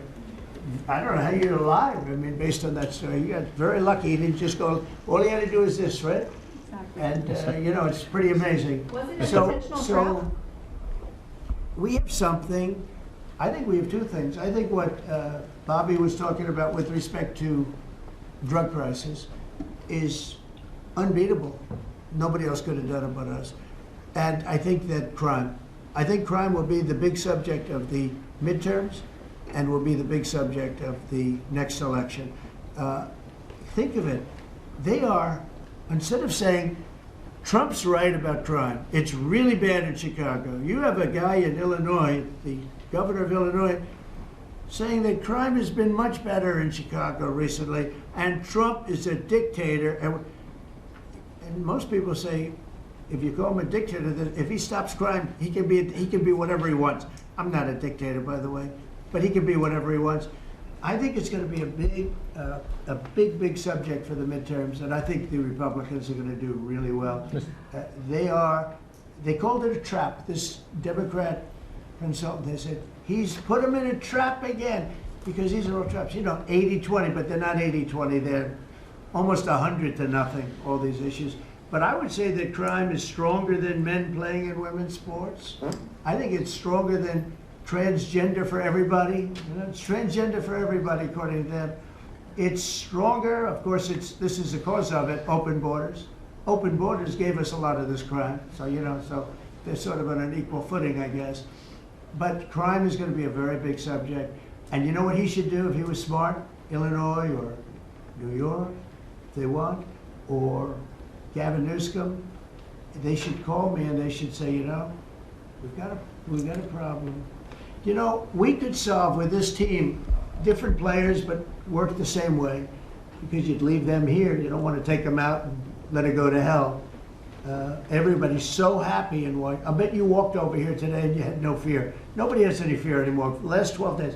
But if they, it would be so smart. Gavin just called me up, say, we have a big problem. We have the Olympics coming up. We want to do well. We have tremendous problems on crime and other things, and would love some help. Chicago in particular, maybe right now. I mean, it's a disaster. It's a disaster. We could solve their problem in, it's bigger than this, let's say 2 months. Okay, working with their police. I know their police very well. I have a big project in Chicago. I was so proud of it. It's the best site in Chicago. I got it. Nobody else got it. I was happy as hell. That was when I was a real estate guy, and I got it. The Sun Times site, they call it. And I built a building. It's a great building. And I'm so embarrassed when I see the kind of crime stats coming out there. So embarrassed. And if I were a governor, a Democrat governor, or mayor, or anybody having to do, I'd call up President Trump. I'd say, President Trump, we need your help. We saw what you've done in D.C. in a period of 12 days. This is 12 days. We haven't even started. This is going to be so safe. It's going to be the safest place on earth. And we'll do the same thing in Chicago. But I'd like to be asked, as opposed to just going in and doing it. Because, when you go in and do it, then they start screaming, oh, he shouldn't be here. We don't need him. We're doing so well. And then the better we do, they take credit for it. So it's really pretty Mr. President, on crime, for a lot of victims like myself, a big concern is long-term sustainability. Can you share with the American public about your plan in ensuring that DC is safe in the long term, in the months and years ahead? It's a great question. Number one, we want to stay there for longer than 30 days, as you know. We have an absolute mandate, and I can extend it, but I'd rather not have to declare a national emergency, because by that time, right now there's not an emergency. We've done, as you sort of said yourself, it feels like a different world. We've got under arrest and prosecution, and we've thrown out, taken some, and we're in the process of taking hundreds out of our country that shouldn't be here. And these are hardcore professional criminals. They were born to be criminals, in my opinion, but they're seriously bad people. Murderers, drug dealers, you know them all. You see them all as you walk beautifully to work, and every once in a while somebody puts a gun to your head, because that's what happened in your case. We're getting a lot of them out of the country. We're putting a lot of them in prison because we're afraid to bring them out of the country. They could come back. As good as we're doing, they could come back. We don't want them back. And that's going to solve a lot of it. We also think there should be a presence here for long enough. We should also work with our police department, because you have very good police here, very good. We're working very well with them, by the way. And we have to work together for a while. We have some people that are very tough and very strong, working with the police. They're going to be able to handle it. And you know what? If it gets a little bit bad, just a little bit, I'll bring them back in and we'll straighten it out and we'll make it perfect. You're going to be so safe in the city. And you're going to have the city beautified. We're going to be giving out, we're working with Clark, as you know, construction. They're the biggest. They're working with me also. We're building a beautiful ballroom for the White House. They've been after it for 150 years, employs a lot of people. It's going to be as beautiful a ballroom as has ever been built. And Clark is the big builder in this city. They've done, I guess, a majority of the good work, the big work. And we're working with them on the beautification, the fixing up the roads, the fixing up of the medians, between the roads, so cars don't wrap into each other. They wrap into. I have one piece sitting on the ground for weeks. This was a year ago when I had to come in, unfortunately, for fake court cases. And I looked at the condition. We have it fixed up a lot right now. The tents are removed and a lot of things have taken place. But I'd come into this city and I'd say, boy, does it look bad. the filth on the roads.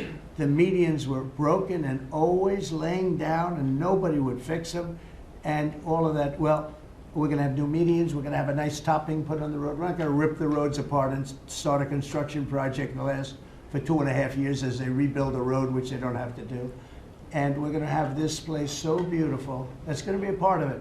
Now, the biggest part is crime, but it's also a part, you know, when you see a dirty city, it's like I told, I don't know, it became the #1 thing viral. I said my father is a smart guy, he's a great guy, he's a loving, wonderful father, but he could be a little on the tough side. He told me that, son, when you walk into a restaurant and you see a dirty, filthy door going into the restaurant, don't go there because the kitchen's dirty also.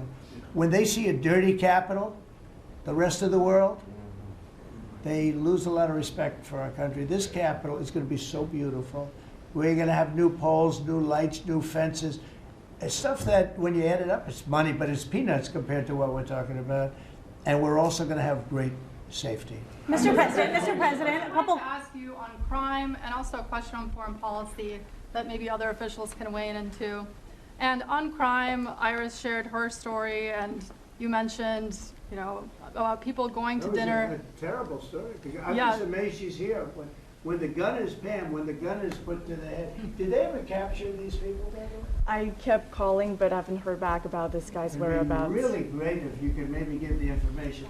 She's very good at capturing people. You know? She's very good. If you could give that information to Yes, will do, for sure. Yes, will do. Thank you so much, Madam Attorney General. I would assume you'd like to see them. For sure, yes. We've been waiting for years. Yeah, take a good look at them. So yeah, just a few weeks ago, I was out to dinner with my husband, and then we're taking the metro back, and then we get attacked on the metro. They're throwing things. Some teenagers, like throwing liquid at us. Oh, they're throwing things. They throw. How about where they chop down the granite curbs and the concrete curbs? But the granite curbs so expensive. Those granite curbs, nobody uses them because they're so expensive. And you see a guy chopping them and handing out big chunks of them like a brick, because they couldn't get in because people were stopping them from walking out. A little bit unusual when you're walking with a bag of bricks. Generally speaking, that's not a good sign. That's not a good sign. But they now come in with hammers. They can disguise a hammer. They start pounding the concrete and the granite, and they hand out chunks. And those people take those chunks and start throwing them at cops, or they stand on the top of bridges and they drop them down into the windshield of your car, and you get killed running into a light pole. It's those days are over. I wanted to ask you, Governor Hochul, Kathy Hochul, said that she spoke to you on the phone, and you said you might send National Guard troops to New York. You mentioned that. So will you be sending troops, and when? I get along with Kathy. If she'd like to do that, I would do it. You see, look, New York has difficulty like other, and I don't want to make this I want to make this like friendly, but the places we're talking about happen to be virtually all Democrat run. Now, take a look at your 25 places that are most troubled. Everyone, except maybe one, and it's way back in number 24 or 25, but essentially 25 out of 25 are run by Democrats, and cashless bail was a disaster. When they did that, and I believe it was instituted first in New York, but when they did cashless bail, that was a tragedy for this, because that's when it really started getting bad. When somebody kills somebody, you don't say you can come out, you don't have to put up anything. You put that person in jail, and you find out whether or not it's true, but you don't give cashless bail with a promise to come back in a couple of months, we'll start talking to you. Because they go out and they kill other people, and you can't do that. The cashless bail has been, it's just a woke thing. It's got to stop. You see that, Christy, better than anybody. It's got to stop. It causes unbelievable, and we're doing that. We're stopping it in D.C. I would love to have the governor of Illinois call me and say, look, we have a problem in Chicago. We will stop that problem in Chicago in 2 months, maybe less, 2 months. We'll stop it. These are tough cookies we have working for us. These are tough cookies. These are not politically correct soldiers. That I won't go into definitions of what that means, but these are not politically correct soldiers. These are rough guys. I watched it last night. I see it. I saw them the other day when we went down and we spent some time together with them. These are tough cookies. These are not people that you're going to laugh at and spit in their face and they're not going to do anything about it. And these people, they're afraid, these gang members who are bad people too, these are just bad people. Ours are bad, but they're bad in a good sense, right? You don't understand that, Scott? And we can solve Chicago in 2 months. Now, then, as per your statement before, we have to keep it going, and we'll be able to keep it going. The first thing you have to do is get it down. We are very close to being in that position in DC, and within a month, we will be, within a month from when we started, which is quicker than I thought, you're going to feel very, very safe. I think you feel very safe right now. Mr. President, But I would love it to have these governors, mayors call me and say, we'd like to invite you into our community because we have a problem and you can handle the problem and we can't. One other thing, sanctuary cities, they should be terminated. They're sanctuary for criminals. They're safety and security for criminals. They are very, very bad. And all of these places have big sanctuary cities, and all they're doing is protecting criminals. Mr. President, thank you. A couple questions about Lisa Cook. You have spoken out very strongly for a long time about what you see as the weaponization of government.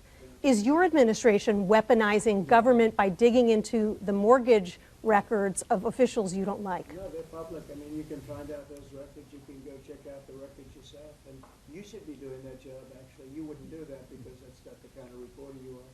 But you should be doing that job. I shouldn't have to be doing it.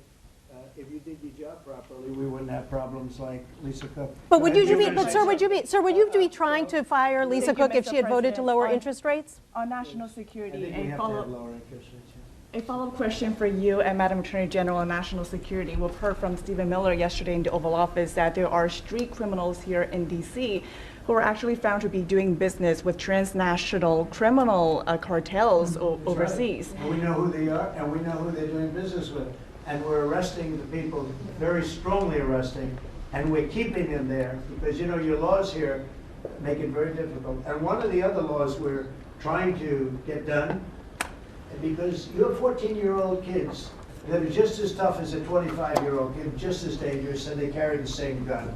And we have to make a provision where they're treated like older people, because these are seriously tough, bad, they're children, but they're criminals, and they're really bad criminals. And they're used by older people because they never get charged, because you can't do anything to them. But we are getting that change, Pam, I hope. Because you have 14-year-old kids that are evil, they're sick, and they have to be put away. Something has to be done, because you can't have a society where they're allowed to walk the street. You know that better than anyone. On Putin, Question on foreign policy. I can't believe it. You're not tired holding that? I have a few more questions. How strong are you? How strong are you? Look at him. He's been holding that thing for 3 hours. You're a good fisherman. Well, I should give that a shot. On the way to Alaska, you had mentioned that there would be severe consequences if Vladimir Putin did not agree to a ceasefire. Yeah. After that summit that was rolled back, given the negotiations, is he back on the clock now? I want to see that deal end. It's very, very serious what I have in mind if I have to do it, but I want to see it end. I think that in many ways he's there. Sometimes he'll be there and Zelensky won't be there. You know, it's like, who do we have today? I got to get them both at the same time. But I want to have it end. We have economic sanctions. I'm talking about economic, because we're not going to get into a world war. I'll tell you what, in my opinion, if I didn't win this race, Ukraine could have ended up in a world war. We're not going to end up in a world war anymore, but it would have ended up possibly in a world war. That would have been they were ready to trot. But just like India and Pakistan, we're going to end up in a nuclear war if I didn't stop them. You know, it's sort of strange. I saw they were fighting. Then I saw 7 jets were shot down. I said, that's not good. That's a lot of jets, you know. $150 million planes were shot down. A lot of them, 7, maybe more than that. They didn't even report the real number. I'm talking to a very terrific man, Modi of India. And I say, what's going on with you in Pakistan? Then I'm talking to Pakistan on trade. I said, what's going on with you in India? And the hatred was tremendous. Now, this has been going on for a hell of a long time, sometimes with different names for hundreds of years. But he said, what's going on? I said, I don't want to make a trade deal. No, we want to make a trade deal. I said, no, I don't want to make a trade deal with you. You're going to have a nuclear war. You guys are going to end up in a nuclear war.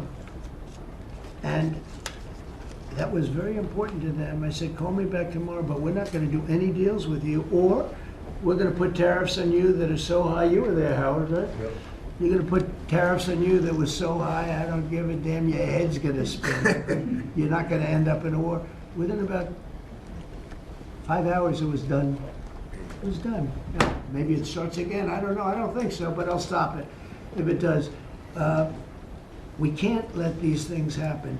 The Russia-Ukraine situation, last week, 7,012 soldiers, 7,012 soldiers died. They were Russian, they were Ukrainian, they weren't American, so a lot of people would say, what do you care? They're not American. I care. They're 12,000, over the last couple of weeks, over 12,000 people died in like in 2 weeks. You know, we're talking about crime where somebody's killed here or somebody. Think of it, you have your son leaving Russia, leaving Ukraine, their little house, wherever they live with their parents, they're waving goodbye, just like our parents would wave goodbye. And they're waving goodbye, son. And then a week later, his head's blown off in a stupid war by a drone, a whole new form of military problem. So, no, I'd like it to stop. I want to get it to stop. And it will not be a world war, but it will be an economic war. And an economic war is going to be bad. And it's going to be bad for Russia, and I don't want that. Now, I have to also see, because not everybody, you know, Zelensky's not exactly innocent either, okay? You know, it takes two people to tango. And I say it all the time. You got to get them together. I get along with Zelensky now, but we have a much different relationship because now we're not paying any money to Ukraine. You know, stop that. We're paying money to ourselves. What's happening is NATO is buying all of the equipment and paying in full.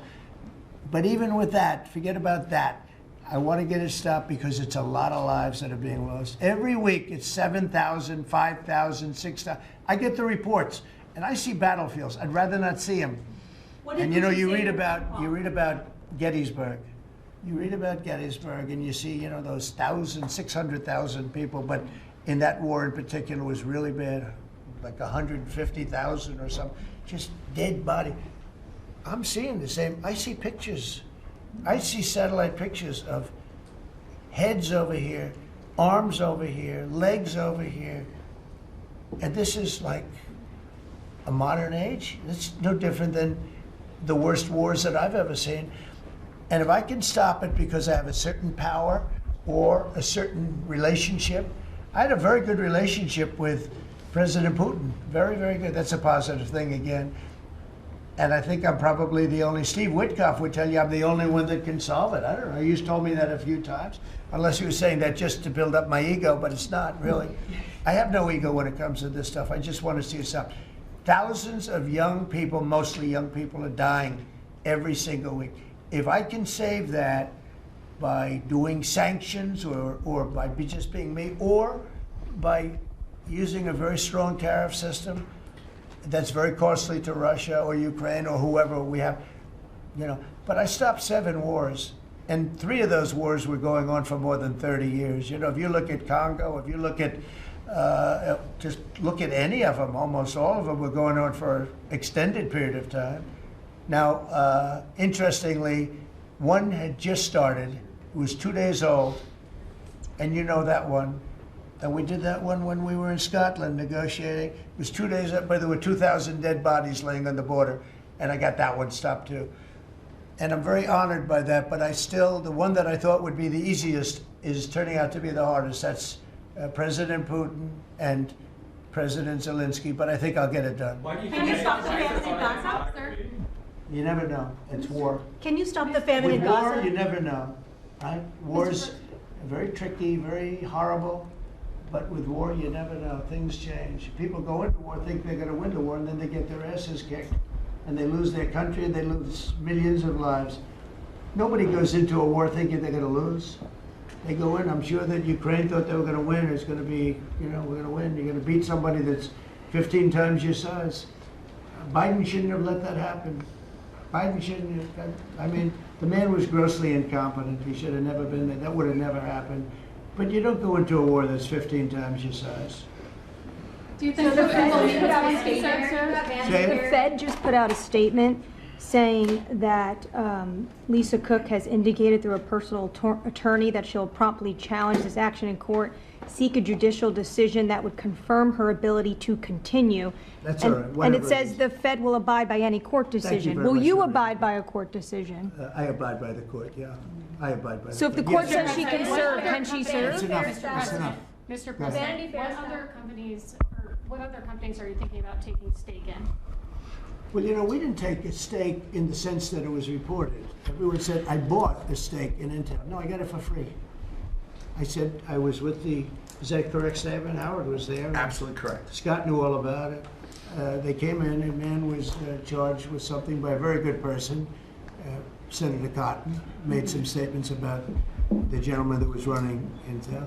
When he came in, and I said some rough things about him, I said, I'm not happy with it, and they called, and he was very devastated at what I said. I said he should immediately resign.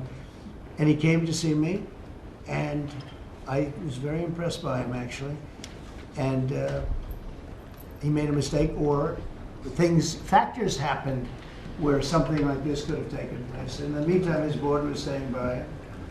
And I said to him, in took about, I would say, less than 45 seconds, I said, you know what you should do if you're smart? Give the United States of America 10% of your company. And he looked at me and he said, I'll do that. I said, I just made $11 billion for the United States. And we made the deal. I didn't pay, we didn't write a check. Now, I guess Biden, with the stupid CHIPS Act, handed money to all these people that didn't need any money. They didn't do anything. They're giving billions of dollars to everybody. They all have so much money, and they have more money. But there's no commitment that you had to build. They just took all this money. I don't know, it's the stupidest thing I've ever seen. See, with tariffs, they have to come in. Because if they don't come in, they can't sell into our country. So it's power, and you don't have to give up any money. But I said to him very simply, I'm glad we're straightening this out, because everyone thinks I bought in. No. I said, it would be great, we'd be a great partner for you, and I want to see Intel do well. Intel was a great company, and it can be a great company again. But I said, I think it would be good if we own 10% of your company. He said, I'll make that deal. And it happens to be worth $11 billion. So we made $11 billion for the country, and then I was criticized by some of the fake news media. That's not the American way. Actually, it is the American way. Now, if I can help other countries or do those deals with others, I would do that. I think it's great. Do you know It's other good. companies? Builds up our balance sheet. Let me tell you, our country is becoming very rich again. You don't see it.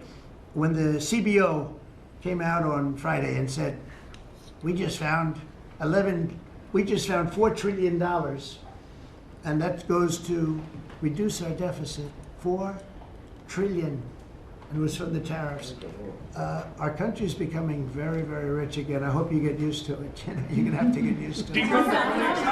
In addition to reducing the deficit, any update on your previous talking about potentially giving Americans a tariff rebate check? Any update on that? We have a lot of money coming in, rebate check for the Americans, and it's coming in at tremendous numbers. Don't forget, I would say, Scott, we probably are talking about right now 50%, maybe even less than that. With all the money you're hearing is coming in, you're talking about, a lot of it hasn't kicked in yet. And when it really kicks in is in 2 years when these plants are built and opened and the money starts pouring in, right? But, there's a concept of making you could call it a dividend, as we would say, making a dividend to the people in this country who have had to suffer through stupid leadership. And they paid a lot of taxes, and they got nothing for it. Or they got attacked, like you were, okay, for it. No, there's a possibility.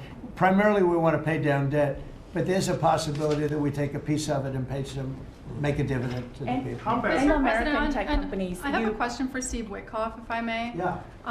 This past weekend, Sergei Lavrov was saying that Putin will not sign a peace deal with Zelensky because Russia views him as illegitimate.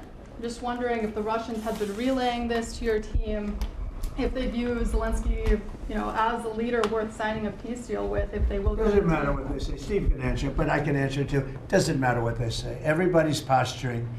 It's all bullshit, okay? Everybody's posturing. Steve, do you have a different answer? I agree with you, sir. What did Putin say in your phone call? Here in this city, there are 500 people short of the police department, police.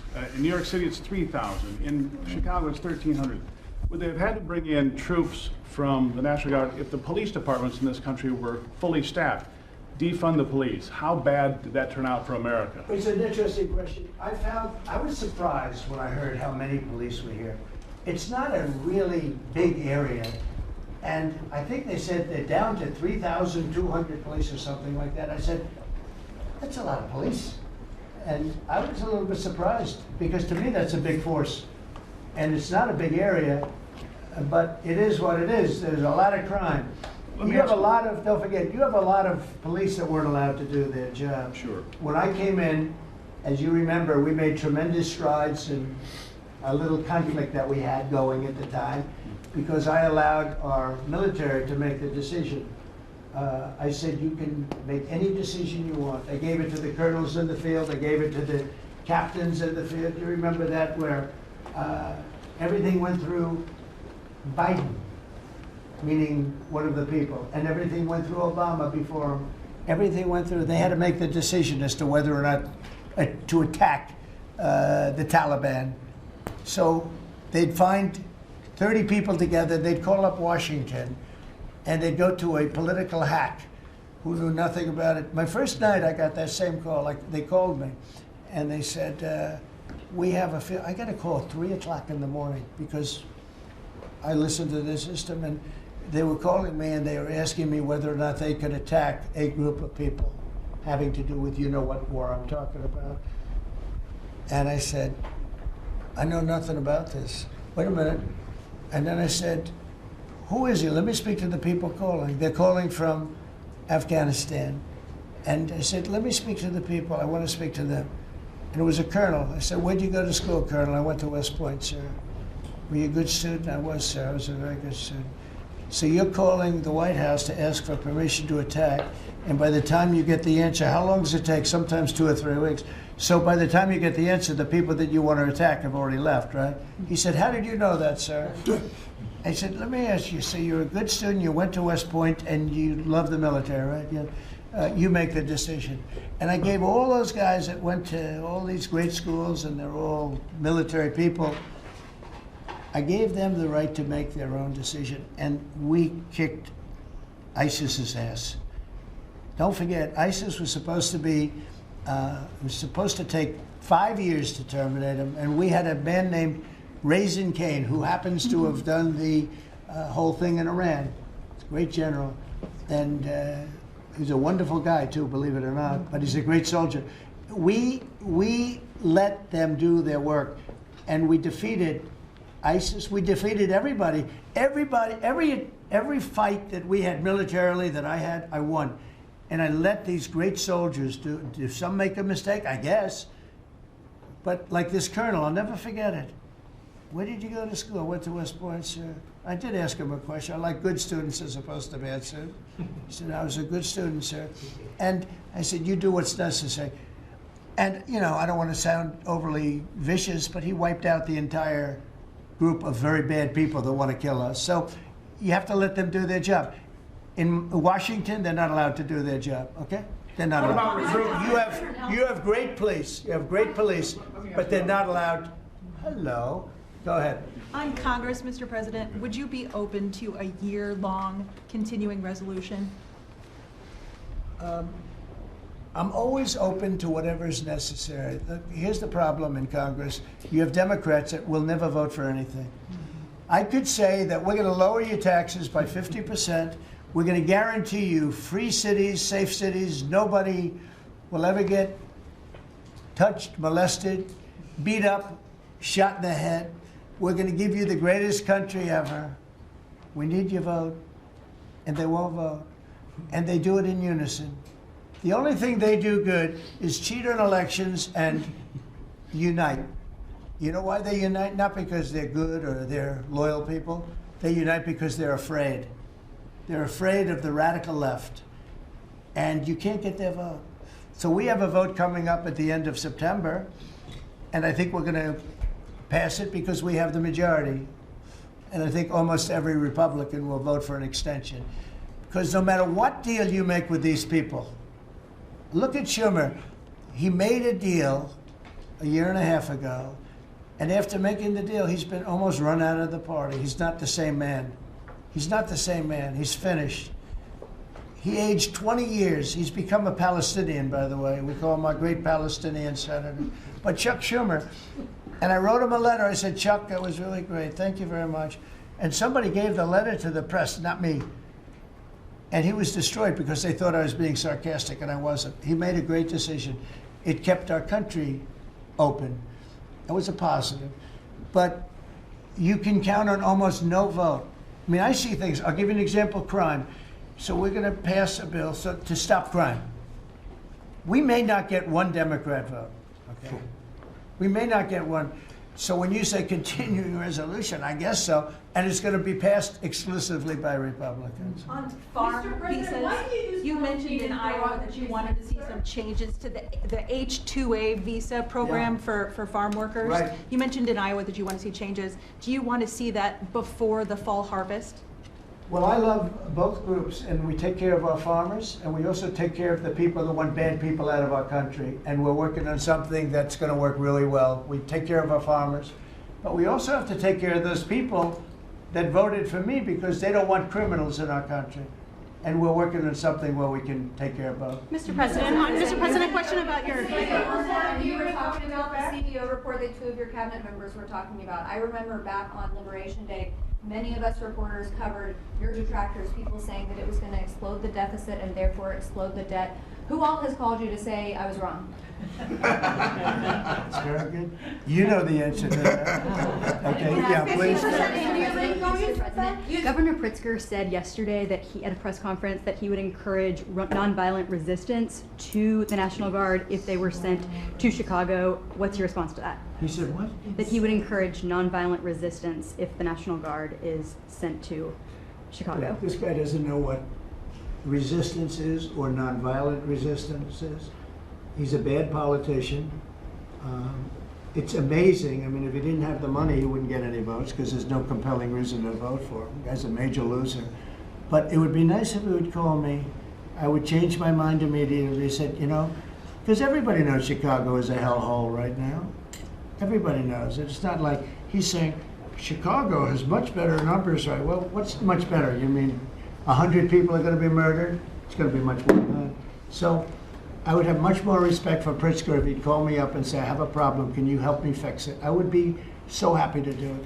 I don't love, not that I don't have the right to do anything I want to do. I'm the President of the United States. If I think our country's in danger, and it is in danger in these cities, I can do it.